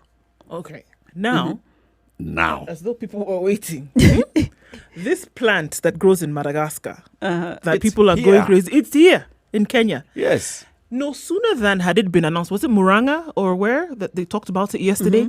My mother, who is a pharmacist by profession, who should understand these things better, also texted me yesterday and told me, look, that plant that they're talking about, it's also here in Nigeria. So you can imagine now what is going to happen. Yeah. People are running amok now saying, no, now this one, we must find it and start eating it. Daktari, are we okay doing That that? plant, that what's plant is so- like a morubaini, basically. the one that It's you- called 10 somebody. you put You put No, it in the there's a water, wanjiro, there's a and then you like madenge. steam with it, right?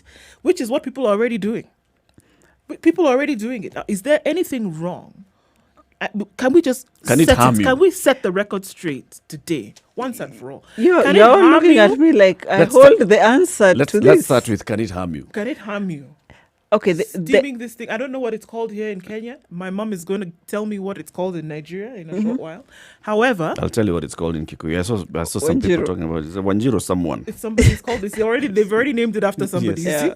see? Now, So- would it harm you? Because people, you can be sure, people are going to start looking for it. Somebody probably, as we speak right probably. now, is probably trying to package stuff, right? Can it harm you? So the honest answer is I don't know if it can harm you or not. But like herbs, medicine, everything else, everything in excess is obviously harmful. If you're going to ingest something that you don't know how it's going to work, how it's going to affect you, it's going to react with anything else that you're taking, obviously you stand a certain risk. But how I look at it personally, people do ginger, lemon, honey concoctions when they have a flu, and they walk around and they get better and life goes on. So if it is something that can be done like that, why not? It doesn't necessarily mean it will have a solution for COVID. It might not, probably not. It will work for But other it things will in the work body. for not the other things. It will actually just work on your psyche. You it's like will a be more placebo. confident. Exactly. You'll be more confident that you've taken something against COVID. So with all of these things, when if people run amok and get it, some package it in tots or whatever it is, people should not forget to mask. People should not forget to wash their hands. Are you Yeah. being a People Debbie should Downer, not Dr. forget to Korea? keep their physical distance. Yep. Yes. So So it could- add that and keep all of these other things. Why would if Let's find out the name. Okay. Okay. Zachary is calling in from Nakuru. Zachary. Yeah. Is- I have said you cannot. It is which Wajiro? Now I have said you cannot agonize over that name. Yes. Where the Q queen in me is so bad. Is right It's called here. Wachiro, Warowe, Waroe or Warulie? Warowe. Rowe is the river. Mm. Rowe is the river. The Mhm. river, we call it Rowe. Mm-hmm. So Wajiro is the one of our girls, yeah? Mm. And there is a long history why it was called assigned that name. Tell us the history. No, it's a bit wrong. Okay. So, Eh. actually, what I'm saying is this, yeah? Mm.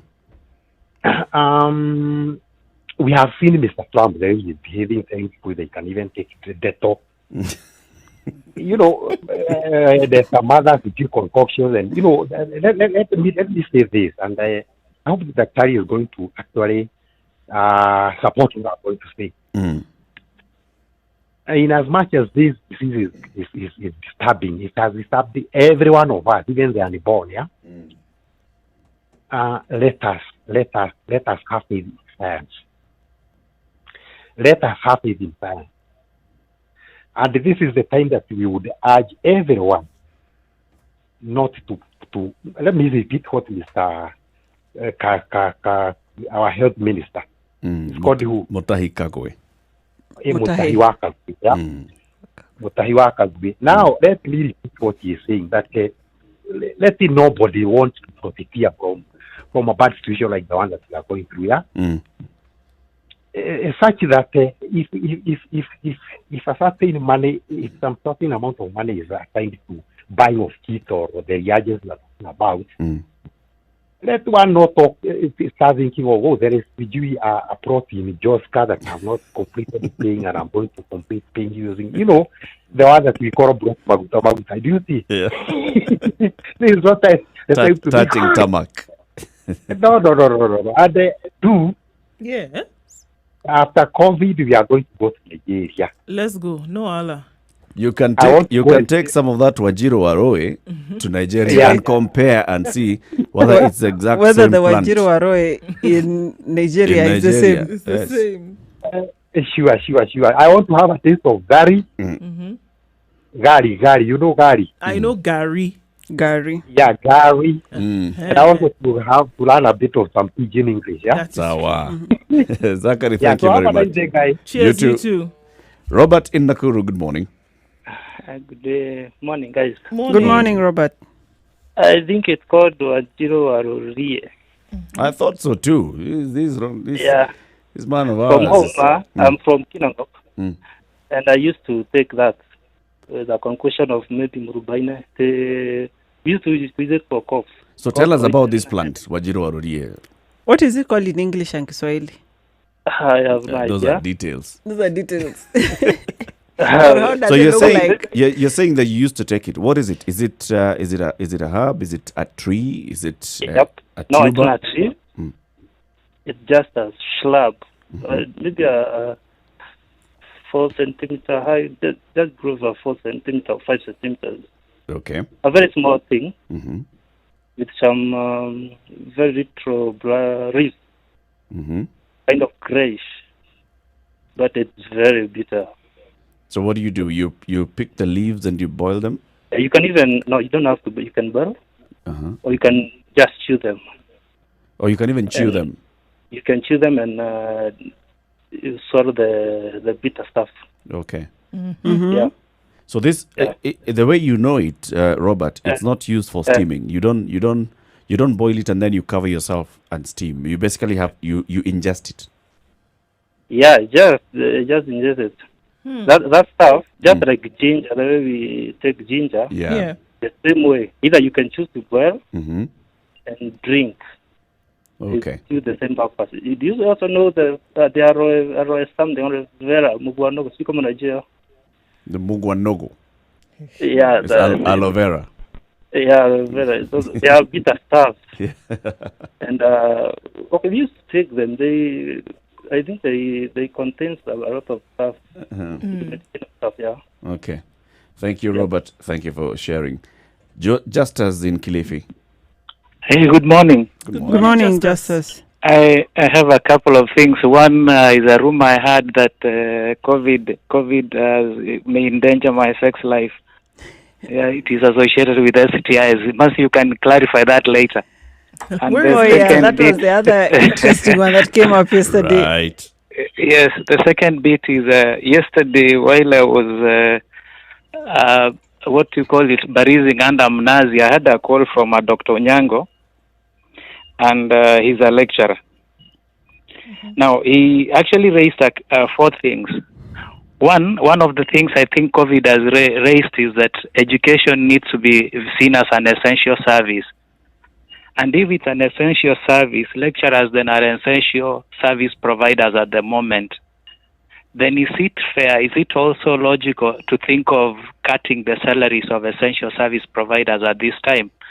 That's Dr. Onyango's question. The second thing Dr. Onyango was also raising, it's that also COVID may have brought out the absurd remuneration logic we have in this country. He gave me an example. He went to school with some MCA. who is currently, or as before the last election, he was a cattle seller in some village huko in Nyamasari. And then now the MCA can essentially, based on the salary scales, this country right now can employ 2 Dr. Nyangos to look after his cows. Yes, we are not asking the same MCA to take that 40% salary cut. Yeah. And although we don't even have a clear criteria, the value that MCA brings compared to what Dr. Nyango brings. Right. Yet we are debating why Dr. Nyango needs to have a salary cut. And then the third thing, right now what COVID has also brought out to the open, and I think your previous expert, the IT person, was raising this, at the bottom of it is knowledge and data. Where can you get the expertise of knowledge and data if the economy in future is going to knowledge and data? The most expensive product we have right now, and even in the near future, is going to be knowledge and data, and how to use that knowledge. It's the abstract products we are going to develop. Where are we going to get them? In the Juakali sheds or in the universities? And if we are not prioritizing the universities, where are we going to be with that economy? And where are we going to get even the best to tax in the future? Then lastly, the last thing, Dr. Nyango, what even more specifics, he was saying on average, let's starting PhD earns roughly less than 140,000. And that 140,000 or even 120, 25% goes to KRA as norm because that's the tax bracket. So without even cutting anything, that guy's salary is less than 100,000.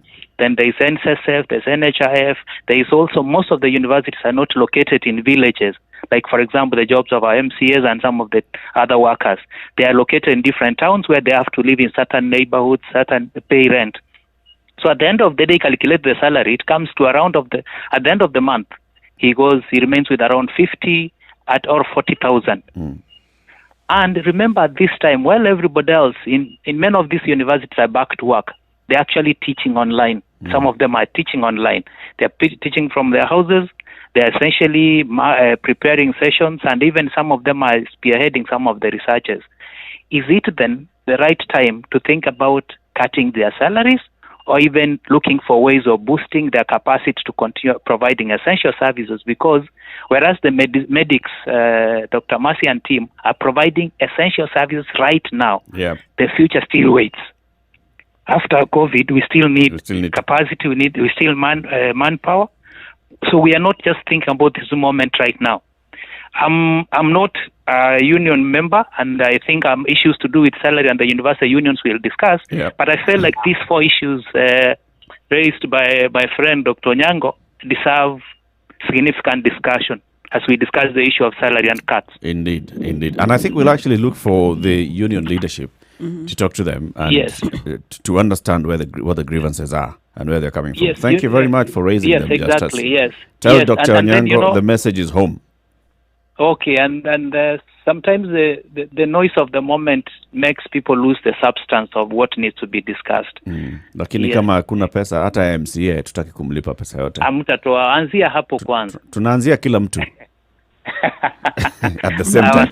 Morgan in Nyeri, good morning. Good morning, guys. Good morning. Good morning. I want to correct about that guy who just talked about that hub. The Wajiro. Wajiro yes, I'm not so much. Yeah, I'll tell you whatever. I'm not so much in the politics, but I'm so much in that hub. I think it's only found in the biggest county where the sunlight is and the sunset. You know what I mean? Well, where? It is only found in Kenyan. There's something about your line, Morgan. Let's get in touch with you just shortly. John is gonna call you so we can hear you nicely. John, please. Let's get a clearer line from Morgan so we can hear. He wants to tell us where you find this hub, this shrub. So I found that as you go to that, maybe you can think about this just as you isn't this also a good opportunity for the marriage between the traditional and the scientific medicine? We often have opportunities whereby there can be contributions made from the other side, as opposed to a competition all the time. Isn't it possible that the two can come together on many occasions to actually see if there's something that can be done? Because even many times we say, come on, that's an old wives' tale, it doesn't work. But you'll find that the traditional are the ways in which people still practice within today, not using the scientific medicine, but using the traditional. Is it not possible that the two can work together? Remember when Madagascar announced this this plant, this COVID organics, we said, all plants, or rather all medicines, come from a plant source at the end of the day. All of them. It's just that they go through a process, they are refined, they are put in a dose, either in capsules, tablets, whatever it is. But at the end of the day, most of our medicines, the source of our medicines are plants. So if this particular plant, and I found the scientific name for it, it's called Ajuga remota. That's the scientific name. I'm trying to look for another easier name. Eric is happy to Wajiro of the bush works for me.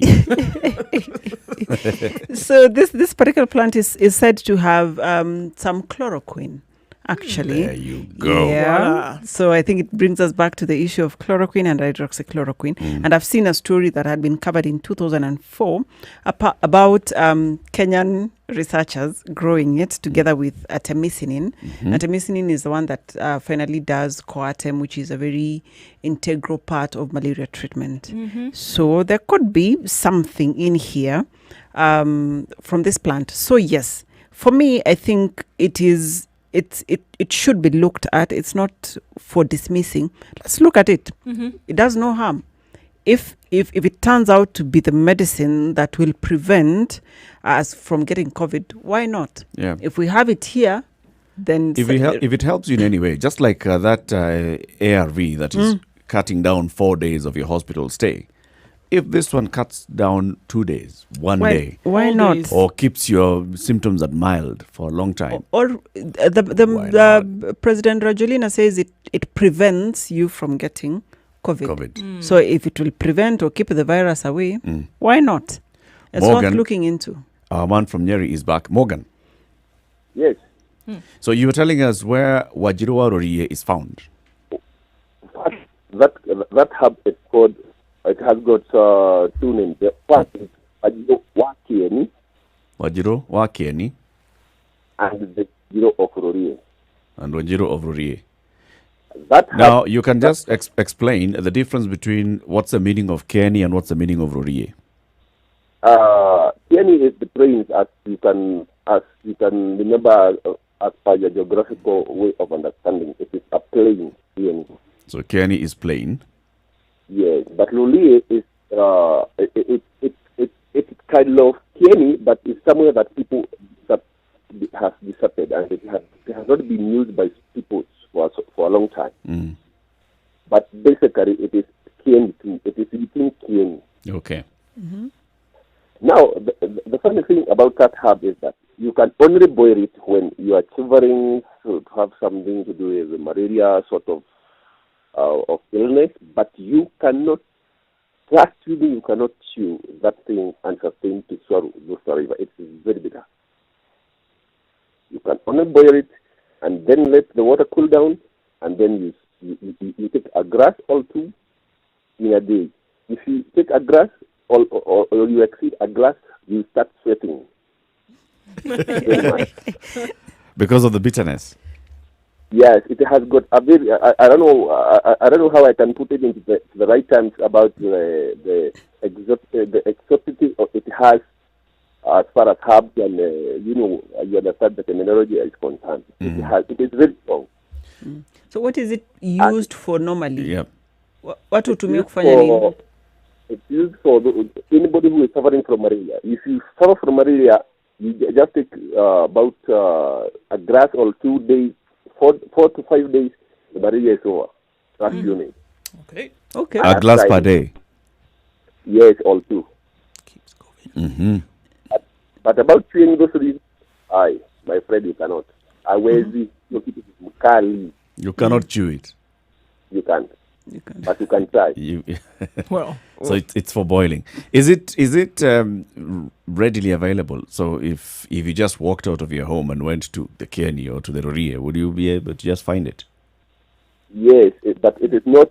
It is not local. You cannot. It's not so much into the field, but it's there. mostly it gets out when like now when it's rainy season. After a month, you'll get it. But when it's dry, you cannot get it. Very rare. Morgan, you sound very knowledgeable. You sound very knowledgeable about this, Wanjiro. Are you in the trade? I have been brought up in that county, the biggest county in Kenya, that have the sunset and the sunlight. So I know about it. Okay. Okay. Thank you very much, Morgan. Thank you, Morgan. Welcome. Thank you. So this Wanjiro Warorie has some beautiful purple leaves. Yeah, and I've seen it because I grew up in part of Nakuru, and from looking at the pictures, I've seen this plant. I just didn't know that it had medicinal value, but we learn every day. I want to answer, I think it was Robert, about that COVID is sexually transmitted. So it is not yet concluded. What happened was that researchers, scientists looked into semen if they could find traces of COVID. And here the explanation is the COVID looks for what we call ACE2 receptors. And here's the other symptom that some people are presenting with red eyes. I forgot to tell you that one. Some people are presenting with red eyes because these receptors are in your eyes, as in your mucous membranes, your eyes, nose, mouth, that's where they are. And also they're in the reproductive system, the male reproductive system.